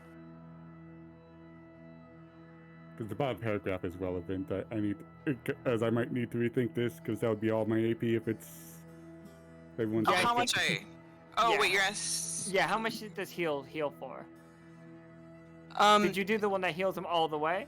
Yes. Okay, so yeah. Sorry. Mm. Sorry, I misunderstood what you were asking. No, you're good, you're good. Oof. Yeah, I don't think you would be thinking about it, so that is going to bring me down to 0. Unless someone's below 50% HP or Willoughby's fear affects this at all. Oh, like, wait, HP? What about HP? AP. AP? Oh, okay. Yeah, I'll just go for it. So basically, you'll just a shadow would start shrouding around midnight as his more demonic form appears, and he's going to Oh, I see. and he is going to go straight to trying to tear off one of the. He's going to go straight to trying to tear off one of the limbs of the wasp with a tendril, as he'll actually. Sorry, I That's just me clicking random things. but yeah, he goes into the shell form. Tendrils sprout out his arm as he tries to zip around to the side of the wasp, and just tear at one of the limbs with a shadow whip. Yeah, go ahead and make that roll. Oh, okay, yeah, because I was gonna say if you're, because Clementine's, I think he's at like 4. 2. Ah, Oof, oof. Mm. Alright. So as you make the go for the shadow whip, the wasp just lunges out, and as you the shadow like arcs out at it, it just starts breathing fire, and you see its chest do the super light up thing and burns away its papery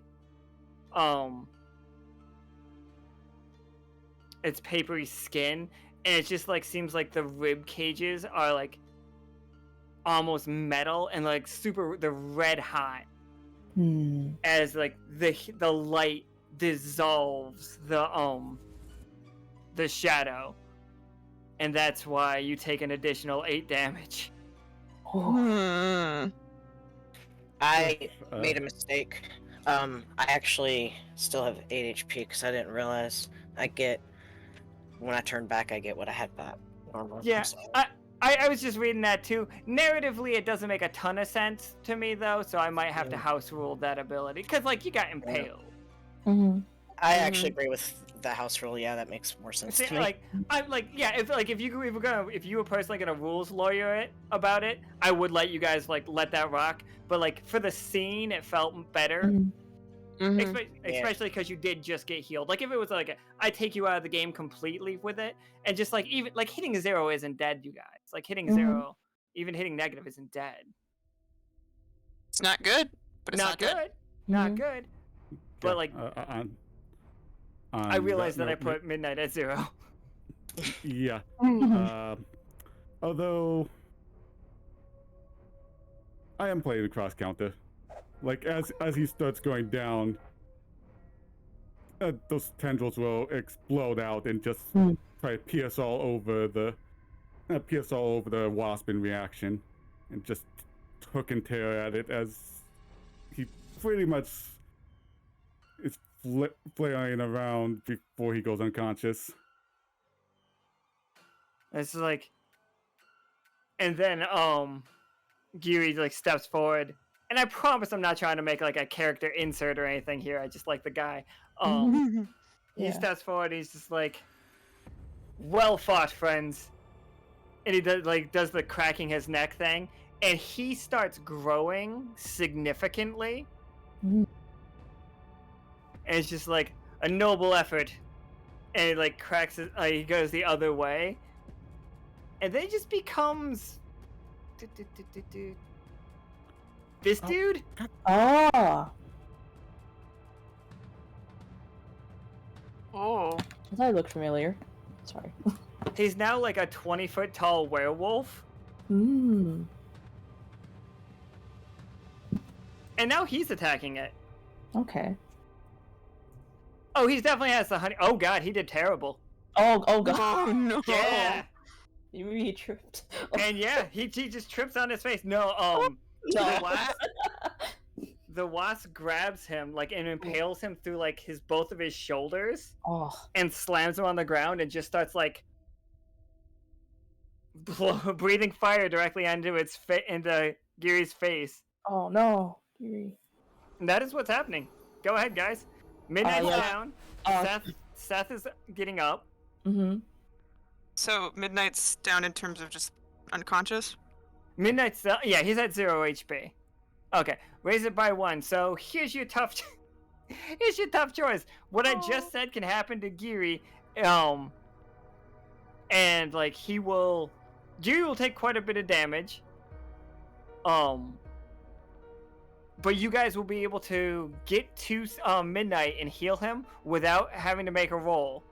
Or one of you can distract the thing and Giri will be able to hit it back. Yeah, I'll distract it. If Okay. everyone's okay with that. I'm low HP, but I'm ready to also like attack it when ready. But I mean, I can, but I'm able to. I want to distract it. Hmm. What's your distraction, Clem? I mean, I'm gonna. I guess I'm gonna whistle towards it and just kind of like just taunt it a little bit. I don't know what to say, but I'm just like, I don't know, just trying to get its attention. And I'm ready to attack it again, but I don't know, am I able to or? No, not yet. Not yet. No, I'm just getting its attention then, and I'm ready to if I can. But I'm gonna be doing that and just So you making see- noise. You see, going through Giri's shoulder is one of the claws, but with his Giri's dodged with the other hand, and it's just like punching the shit out of the wasp's face as it like starts as it's breaking.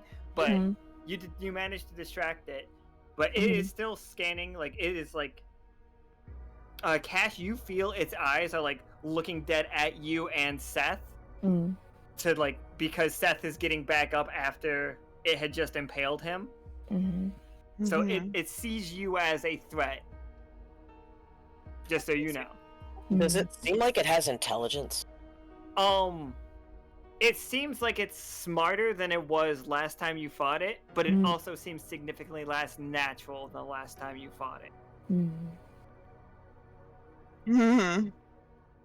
No, see, now that it's looking at him, he's very hesitant. But, you know, hesitation is how people die. So, he's gonna pull out, he's gonna try and take he's gonna try and take a shot at it. Alright, go for it.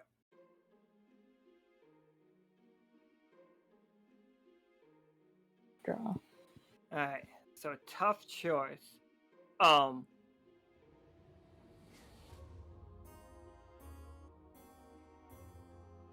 So you can hit it, and like it manages to it'll spit fire, and like it'll hit you.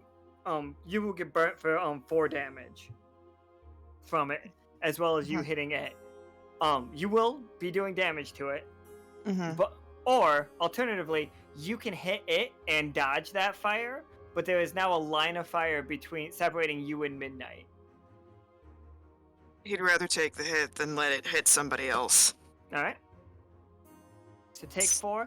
And this thing, like, you hit it right in the head, and you start seeing, like, the cracks are becoming significant at this point. Like, you are seeing the flames, like, going on inside of it, like, coming out more and more.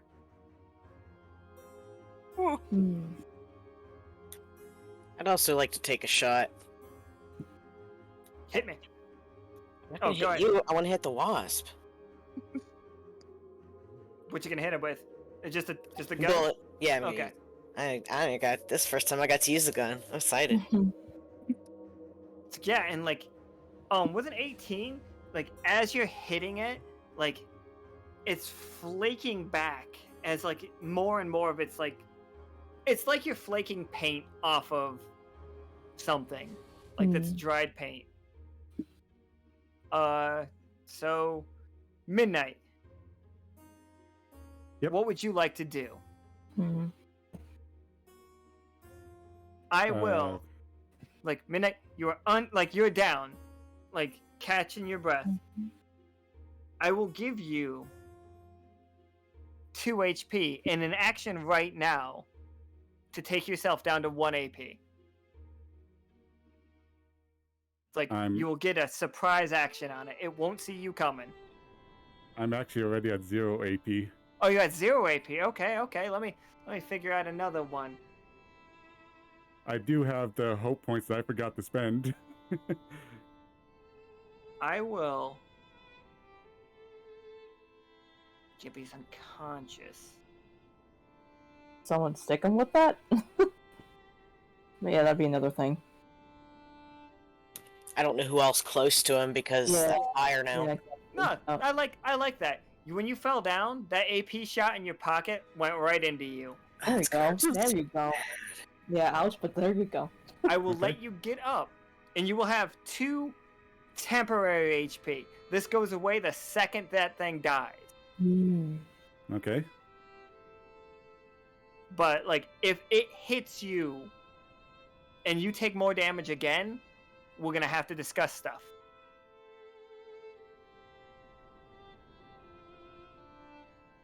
Are you down for this trade? Are you down for this Let's gambit? go.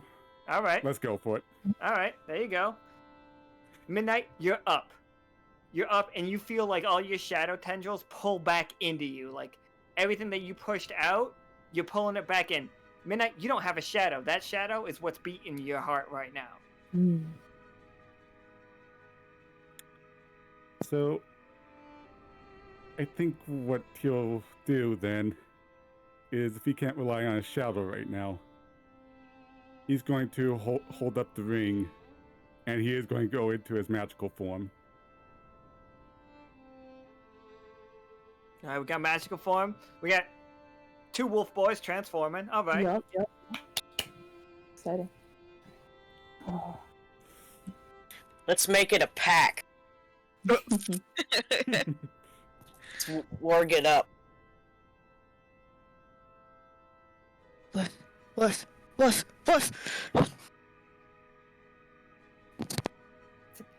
It's a cat and a badger.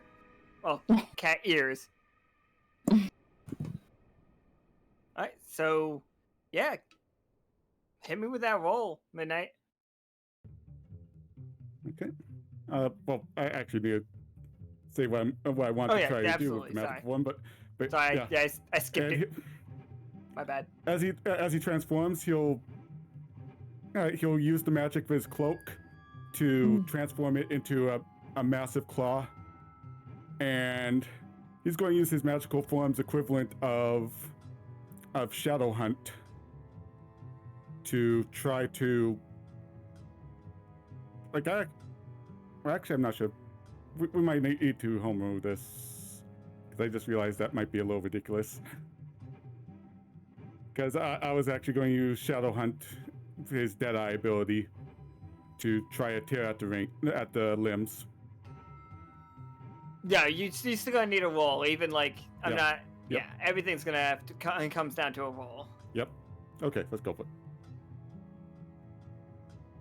Yeah, that's a success for sure. Like you rip the limb that is currently holding Giri, and like it lands next to you. Again, Giri now is absolutely monstrous. He is fucking 20 feet tall. I use 20 feet a lot. He's 23 feet tall. 23 feet. Ooh, extra It's 3. fucking sick. Yeah. And like he so he's got like Midnight's back as like it's like destroying the legs. He's also like catching ones that look like they were about to hit Midnight and just like throwing them to the side as well. So we get a really cool fucking wolf on wolf thing. But like those two are like keeping the legs busy, but they seem like they're regrowing, not as fast as they're destroying them, but pretty quickly. Like you could have sworn they destroyed that leg before. Seth, you guys are all realizing, Clem, Seth, and Cash, what are you guys doing about it? I mean, I want to attack it again. But, Absolutely, yeah. It is completely focused on Midnight and Giri. yeah. So it's actively healing itself. Is that? Did I read that right? Basically, yeah. Oh boy. You know, I want to hit it with shock again. Or regenerating itself, at least. Yeah. Here's a silly question. How close to the ground is it? Oh, it's on the ground. It's whether or not the good doctor wants to get close enough. I'm gonna do something really stupid. If he's able to get close enough, he's gonna try and just corrupt it.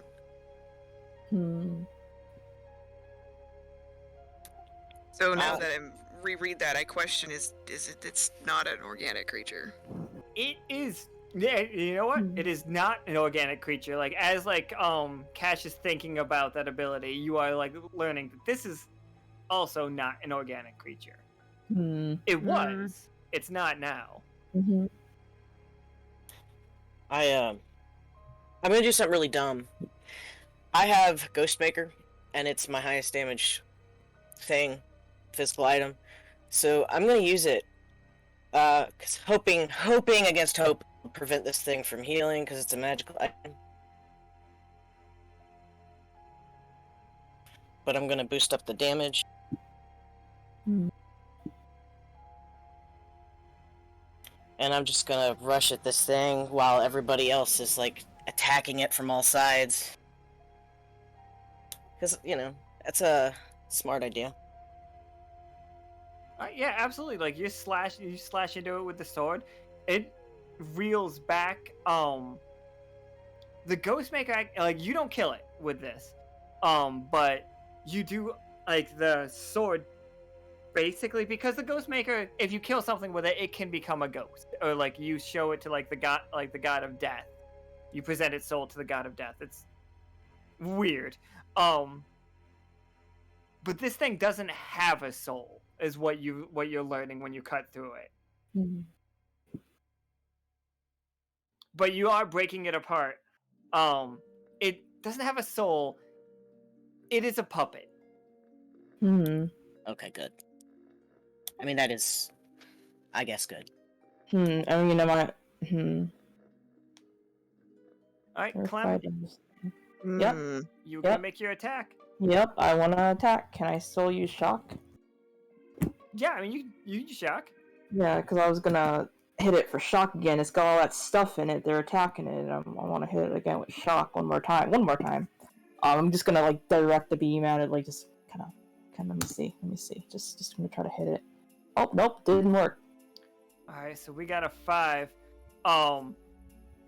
So I feel like I just kind of fell over and just didn't shoot it. As you you shoot shock at it, you see like lightning run. What's that? Oh. I think I want I see Clem going for the shock. Oh. Midnight's cloak wraps around the wasp, trying to restrain it and basically hold it up, where giving Clem a good shot at the vitals. Absolutely. Okay, yep. And he's like pointing his finger like a gun, just shooting right at it with the shock. Like he saw his aim was a little off, and he's like, okay. And Midnight's holding it in place for him. He's just gonna just shoot right for it. Hell yeah. With the shot. Absolutely. Cash, right now, as that's happening, its rib cage is exposed and burned away all the paperiness. You see what definitely looks like a heart in there. Ooh. Heart wasp dust. A heart. I guess since everybody wants some wasp dust, I'm gonna try and use wither. Oh, okay. All right. Yeah. Give me that 20-sider.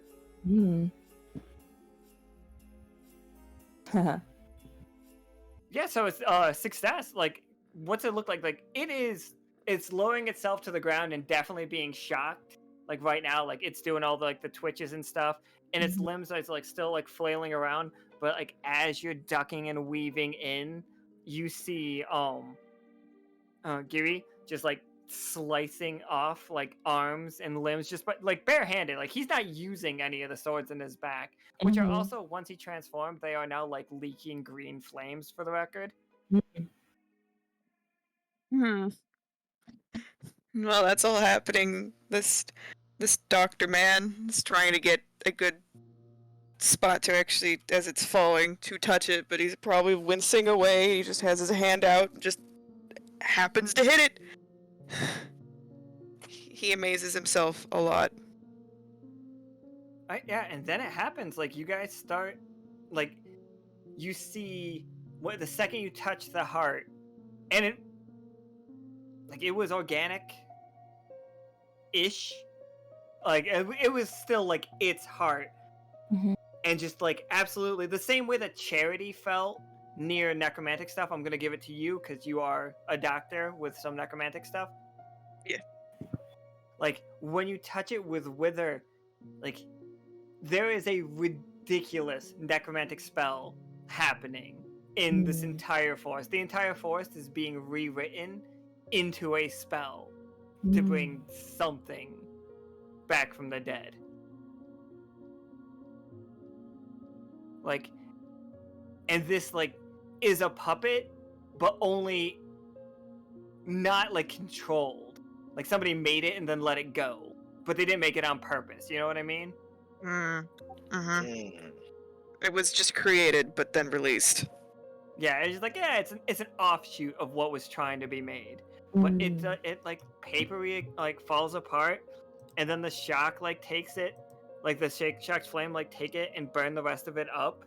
It's very much like a like burning a float, you know, like you see the wire underneath it. Yeah. And then like Lost the owner of a broken. like Geary turns back into his like regular form. Like he does have giant like bites across his chest, but he is really just not bothering with them.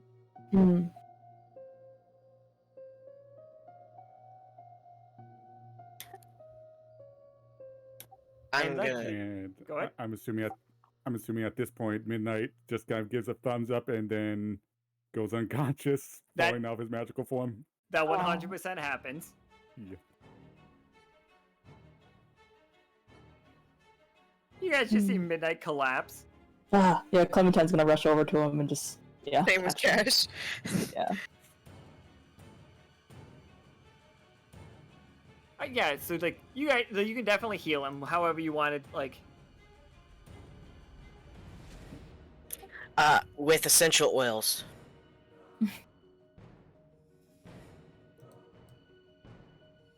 Put enough on the wound, it might do something. just drown it. I don't have the asset for Urine that. therapy.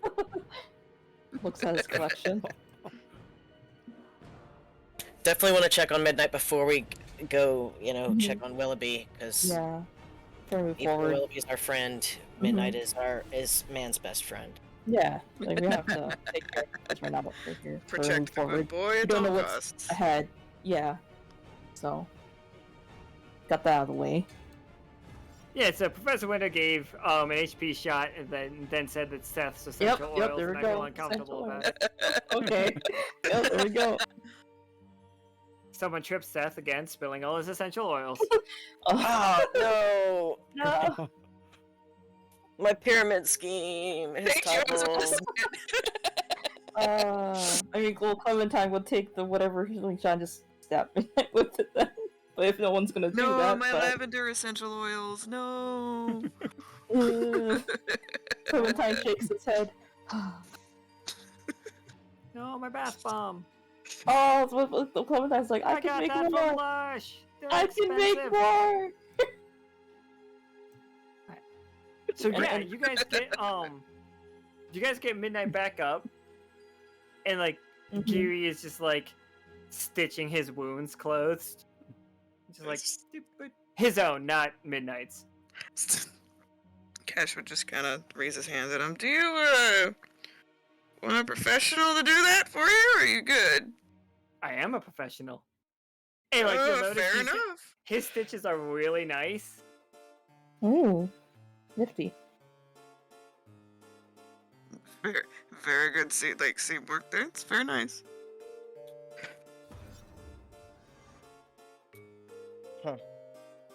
Yeah, let's see. Oh, nice, 20 cards. Oh, Ooh. yeah. I think I'm also gonna. Wait, let me see. Yeah, I'm also gonna use a shot on myself. HP shot. Is it also essential oils? It's actual medicine. Actual You medicine. listen to doctors. Big. No, I'm not going that far. Right on the side of it, it just says actual medicine. Actual. Underline. But yeah, so this guy's dead. Gone now, like completely. Mhm. Like Gone. Wasp dust. That's. Yeah, definitely want to collect some of that. I mean, if there's more wasp Quickly. dust, yeah, just also gets another vial, puts more in the other vial, gets an extra percent. And so, Just scoop and that over. up. Yep, double vial. Let's go. Just does the thing. More samples of this weird wasp dust. This is extra. I mean, it is good to study so we know more about what these creatures are. It's not just for sillies. No, I no, totally promise. No, like it's like you gotta know what these are and what like the remains. They're probably valuable information. I'm sure you're a professional. And now it's time to go get Willoughby. Yeah. Is there anything else in the area that we should be aware of? just that train and the bunch of corpses from Gibbet. Okay, I wanna look at that over then if that's there. Like, what is that? Yeah, It's give me true, a there's 20 corpses. sider. Okay. Let's see. I almost typed that wrong. Okay. So 14. Yeah, the train is if Tarkus showed everybody the blueprints that somebody was having from Gibbet to like travel back and forth through the forest. Like that is this. This train is made out of the anti-magic metal. It is a train. You can see where mana batteries would hook up into it, but there are none in it. There are like a lot of these bodies don't seem like soldiers, but more like engineers and like scouts. And they all look like they were killed and eaten by the wasps.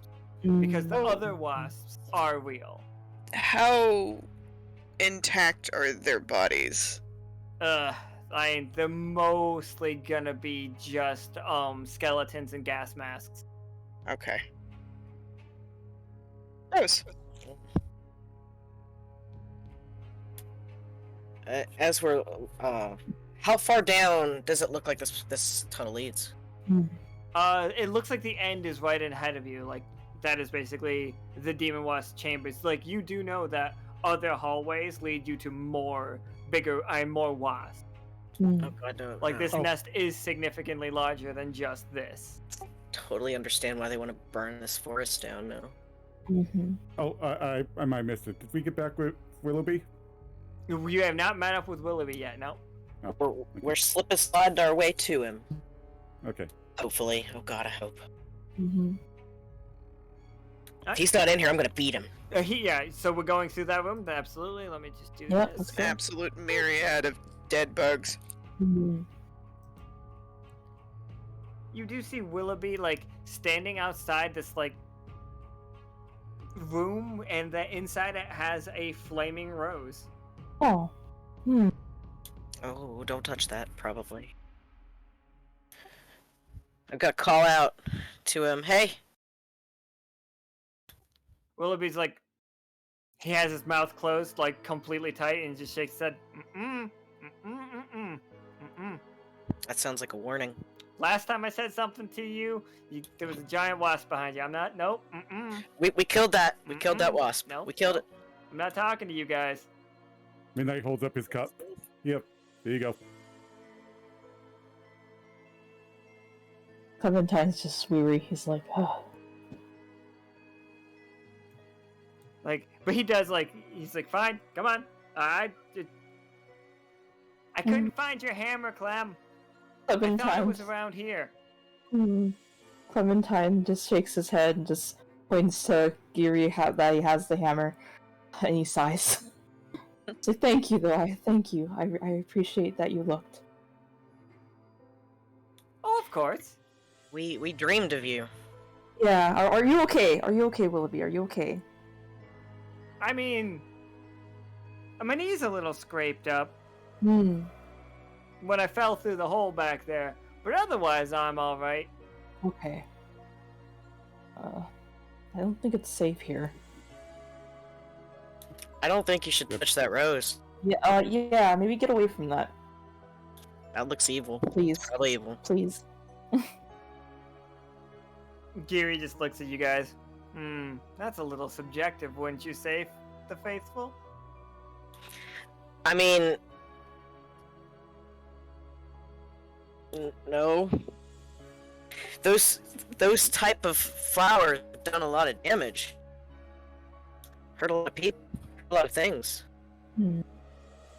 He looks over the four of you, like, three of you he's taking in the uniform very, like, keenly. He's just like, you don't say.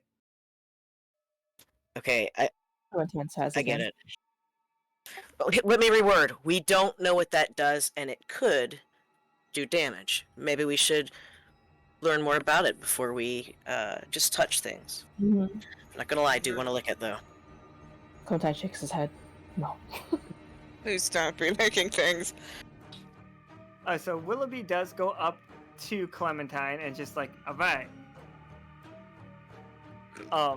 Geary looks over, sees the two of you next to each other, and tosses Clem the honey hammer. Thank you. Midnight is making sure that Willoughby gets his cup back, in case he didn't notice it. No, absolutely. Alright. So, the magical item that you find here, Kuari. Let me open up the file. Here we are. You how do I want to do this? So, Geary reaches back and pulls one of the swords out of his own back. And, like, hands it, hilt first to, Midnight.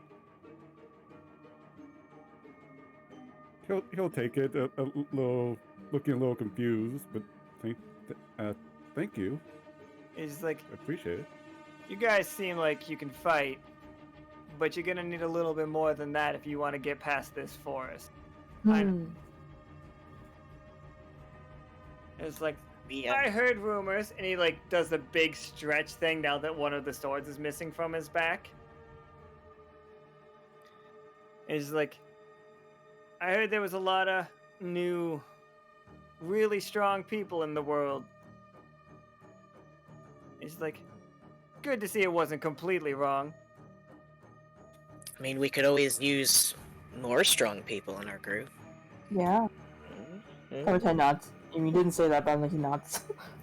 He like, And he's like, starts, adoringly. He's like, he starts walking out the tunnel the way you guys came. We'll see each other again, I'm sure. okay. And just like waves his hand. And yeah, Clementine just. I meant you could totally come with us. That's what I meant. I know what you meant. I was trying to be cool. Clementine just shouts, could you teach me how to use the hammer sometime if we meet again? When we meet again. Okay, thank you. Bye. Thank you for your help. That guy was so cool. Yes, he was. I'm looking forward to fighting him sometime. Not sure when or how, but I want a match. I mean, like, you need to chill, man. That was too cool. Though I will have to. I'll question whether or not I'll be friend next time. I hope so. I hope be so nice. too. Yeah. Clementine's weary, but he's just like, yeah. It was a tiring battle. But that was worth taking the gamble on. You got your hammer back, brother. Isn't that great?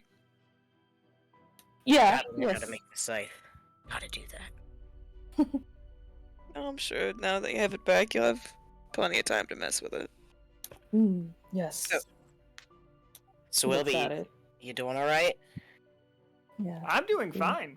Well, I was chased by a bunch of these like wasp necromantic creatures, and I got lost in the forest. Then I met like these really cute mushroom guys. One was named Frump and one's named Grump, and they were amazing. They gave me like a room in their house for a little while, and then I stayed there. And then I wandered through, and there was this open like catacombs. And then when I walked down the catacombs, there was like a thorn monster, so I ran away from the catacombs. And then when I ran away from the catacombs, there was this big worm thing, and the worm thing was all like, roar! So I ran away some more.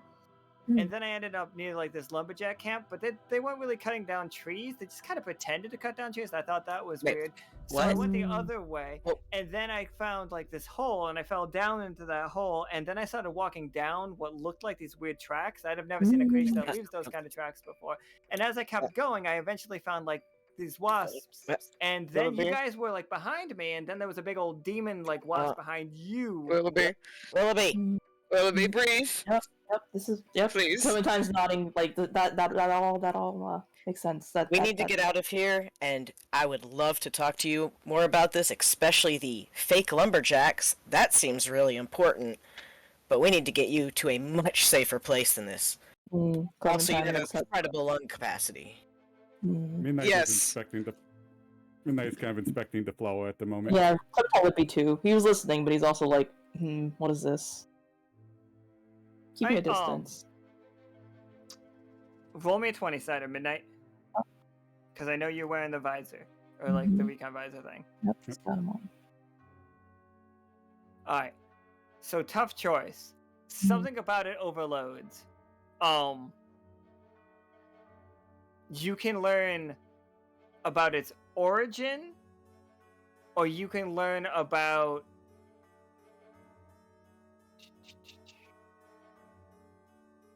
sorry, just one or two. Do you want one or two? Let's go 2. Two? Seth Okay. _F__ I think somebody Richards might played like this this card. Reveal your secrets. Identify a magical or technological secrets So of an we're item. gonna like this item is like it has charity's magic in it, like the necromantic magic that's flowing through it. It is definitely the same as like charities, but like the fire around it is not charities, and like the roses come from this world. The magic that is like resurrecting the dead is from charity's world, and the fire is from the seasonings world.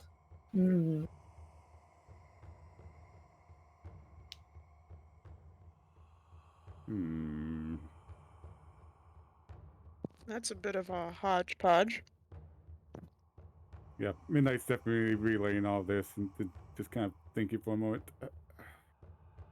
Who all do we know besides Royce from the Seasonings world? I know he'll want to know about this. Katori originally was. Oh, I don't know if you're asking me, like out of character. Yeah, Midnight's definitely asking the rest of the group. But Okay. yeah. Sure. If you guys know, Good. no, that's fine. But you guys would know Katori, Adira, Ceylon, Shamshir, Voice from the Seasonings world. I know I'm supposed to know, but I don't know in character. That's fine. I just don't. Yeah, I don't know what Clementine would know, but if he's supposed to know that, then I guess he'd know that, and he would communicate that. But I personally, Cash wouldn't have any idea. yeah, no, but Right, so we'll have to let all of them know. But what should we do with the flower until then? I feel like yeah, I don't think this should be it's left going- here. it's going to spread more if Oh. it is. I This think isn't a it's good gonna place for it touch to it, spread. Oh, Can anyone nullify magic? I mean, I don't have anything for that.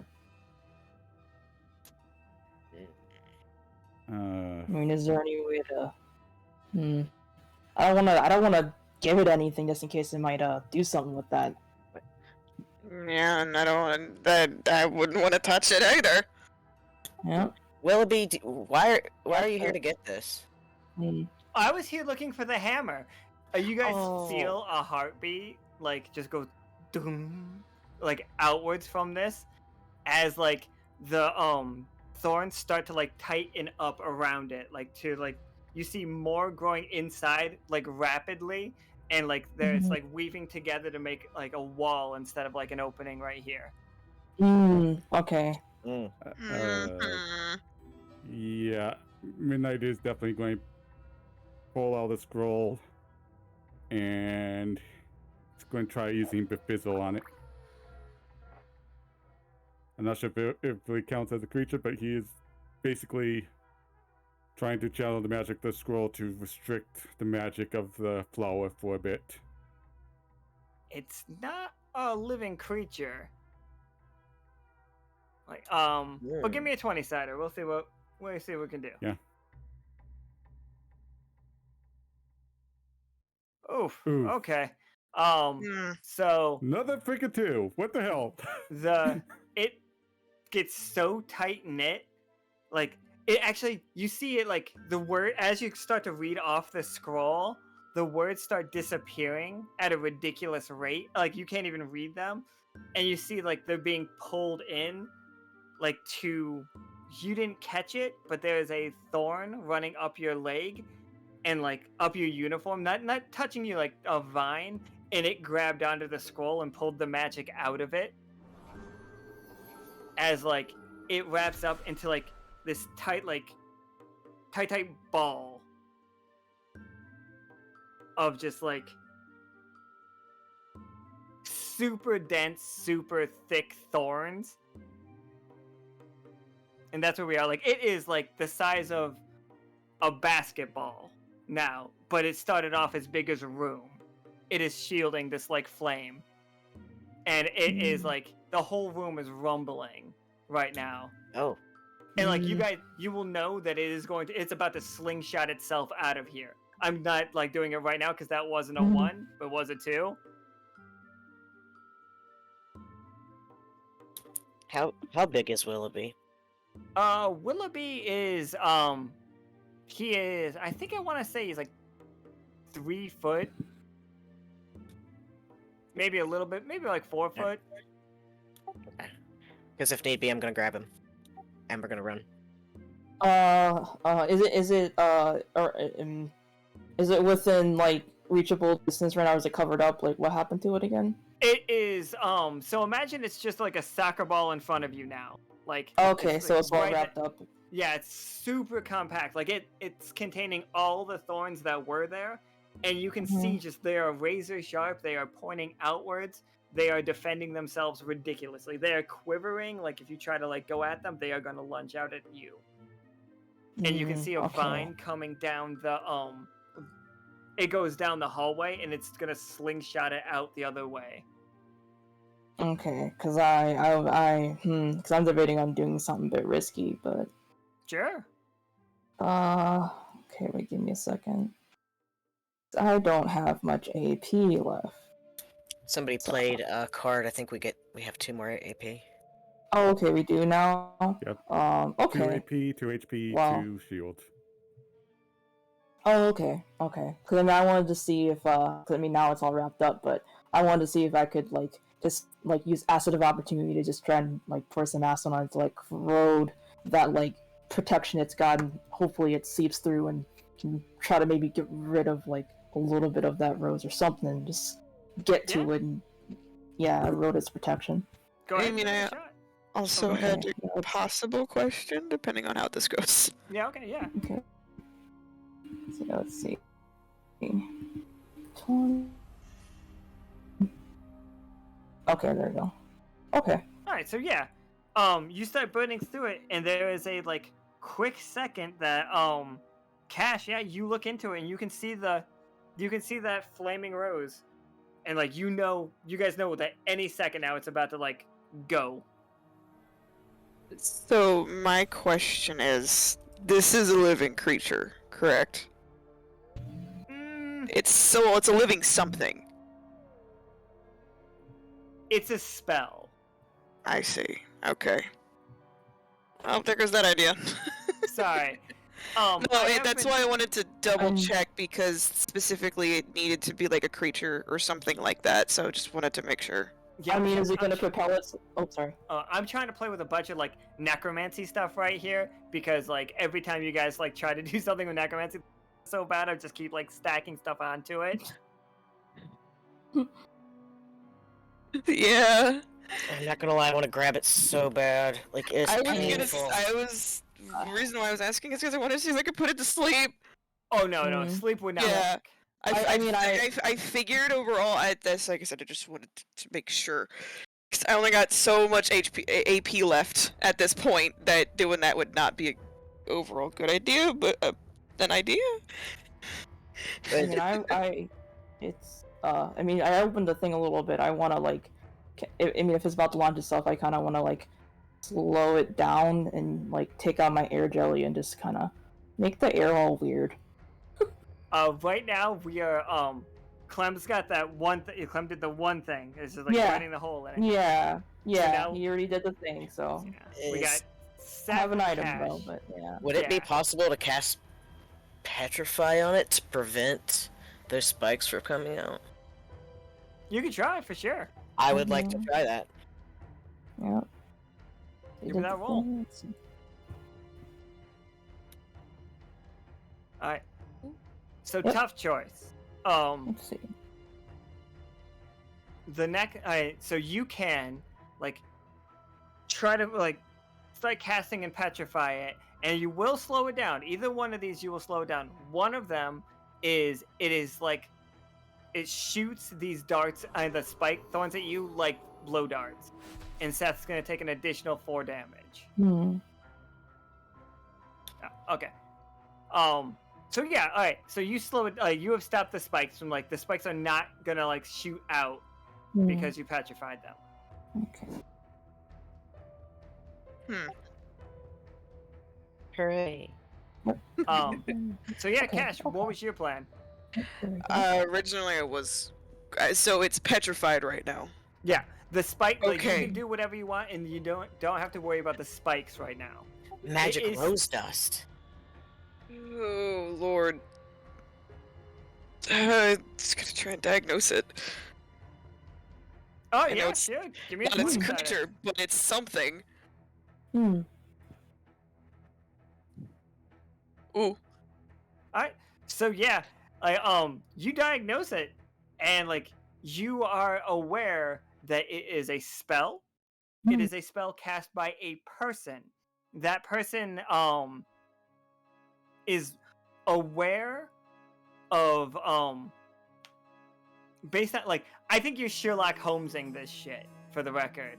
Like this spell is cast by a person clearly with intent. It is it appears to be just a test spell. Like this isn't like the end goal, but it is again, they're just like they're testing magic and letting it run wild. So like whatever is happening here is not like specifically being controlled by them. It is a person that is probably from the seasonings world or spent a good amount of time there. And the use of the roses is completely by accident. Mhm. Like they discovered that you can tell how the magic works together with it to only show you that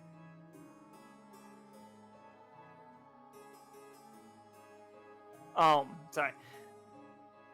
I was wondering what Nika was typing there, but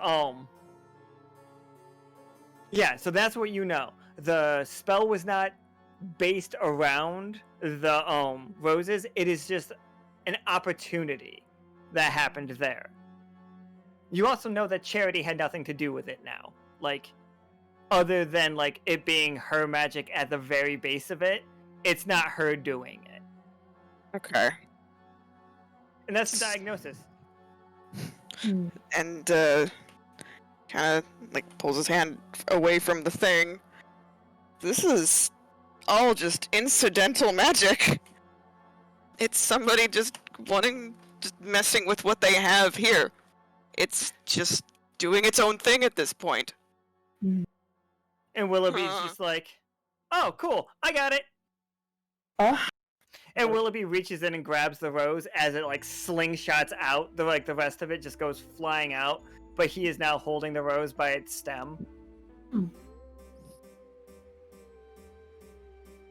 Willoughby's now the Willoughby, lead.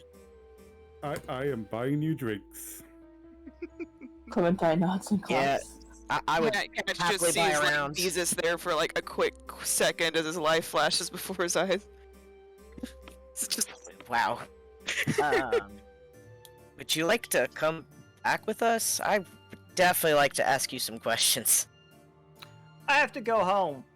Yeah, let's And, take like, him home. You see him like dump out his like honey and like sets the flaming rose in his like mason jar thing and closes it up after he pokes some holes in it. That's certainly one way to contain it. Kashel's gonna want to see this, Hmm. and he puts it under his arm and just starts marching forward the way that you guys came. I think Yeah. we need to escort him back. Yeah, let's do that. Yeah. Make sure he gets back home safely. Because I have no idea how he's going to get out of the hole, but yeah. I think he's gotten himself to this point. He'll figure it out. But that is true. Yeah. I So want to carry him so much. He does not particularly want to be carried, but he is like gonna walk with Clem and like have like fun conversations. He's gonna talk about how Kashel is looking for new flowers. Ah. He's Clementine's very listening. interested. Wait a minute. Like there's more people. Like there's more traveling. Have you heard about the fancy people from Yoke? I can't wait to meet them. They seem very interesting. Yes. He's just like, we even have a contract with Hymnal now. It's fantastic. Ah. He's taking notes. It's just like, he's just like, the people from Gibbet, they've upped their order by so much. I have no idea what they're using so much honey for. I've never seen them without their masks on. Have you ever seen one without its mask on? Honey, there was I think it something I mentioned was it, doesn't it? supposed to ask about that has to do with honey. Oh, maybe later. Maybe later. We gotta get you back safely.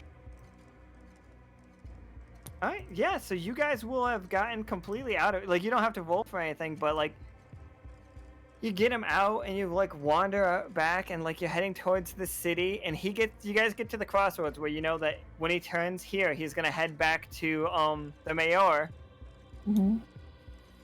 And it's just like, well, I'm glad you got your hammer back, Clem. Sorry I couldn't get it for you. No, it's okay. Thank you so much for your help. I really appreciate it.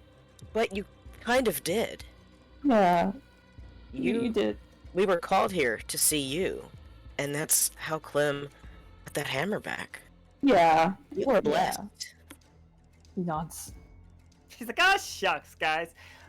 I gotta take this back now. And he holds up the rose. It's just like, you guys should come back to see us sometime. Kashel's really mellowed out lately. That's good to hear. Yeah, about that, tell them when I'm next there that I'll apologize for the screw up I was involved in. It's like, I'm sure it'll all be forgiven. And it's just like, and he just starts humming and just walking to the south. I hope he doesn't get attacked. Uh, I can just see a hawk. But I'm thinking more we need to make sure we keep an eye on the situation of that flower, because yeah, I mean, I want to make sure he actually gets there, not just makes his way towards. So. Oh, he's gonna get home safe. You promise? I promise. Like that, he's Well, just yeah, a okay, storyline that's- hook for later now. Yeah. Oh, it's like this is basically like a paved road. Like he is just walking down the street.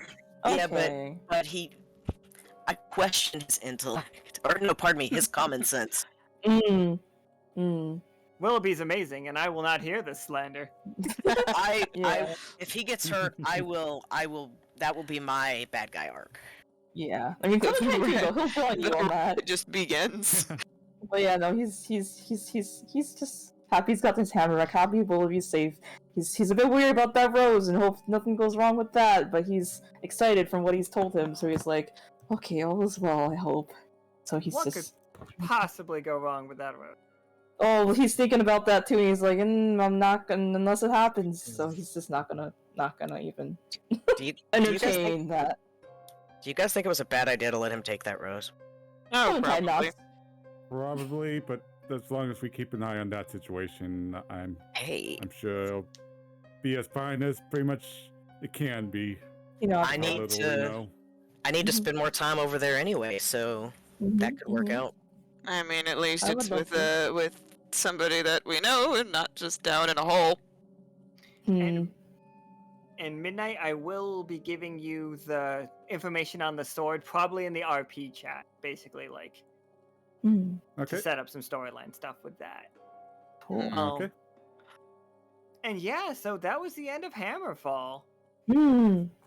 We won the game. That was You did. like Victory. wow. Yeah, we did win the game, I guess. So We won!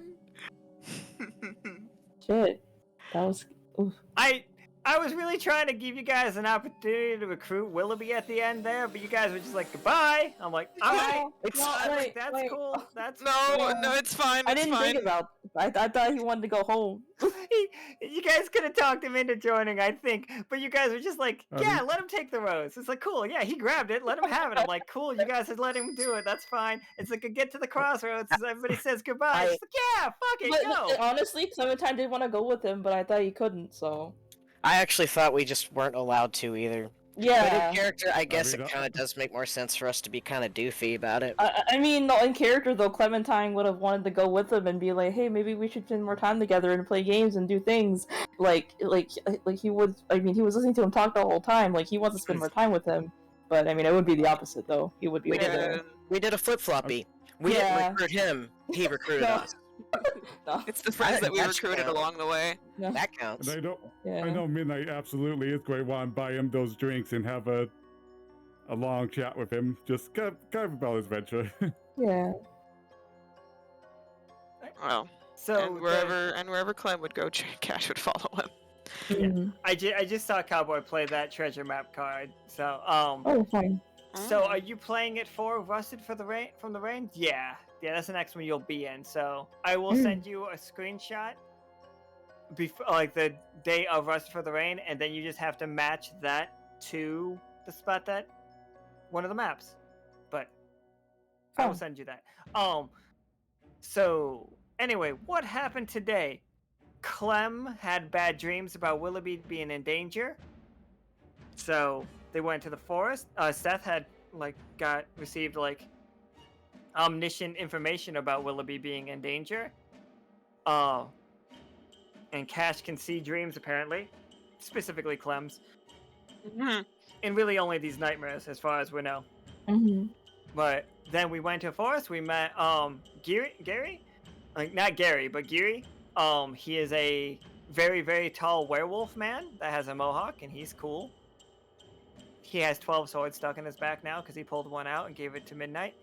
They finally killed the demon wasp once and for all. They totally took out the necromantic power to it. They realized that somebody is exploiting Charity's necromantic magic to make a bigger spell, and that the people from Gibbet seem to be tunneling underneath the forest and making train tracks.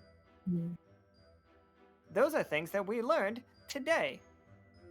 Tune in tomorrow when we play Fire with Fire. That is the first of the last two away teams games. We are playing Lasers and Feelings. It'll be more of a short game because Lasers and Feelings do tend to be, but that is split into 2 parts. And the second part will be on the 20th. And then on the 17th we do the Speakeasy. So everybody come and watch that too. It's gonna be cool. And thank you guys for playing. It was a great game. Happy You got Ides the of hammer March. back, and you got Yeah. the sword, That was cool. and you learned Thank you. stuff about Beezus, kind of. Mhm. Apparently, Cash is a sharpshooter now.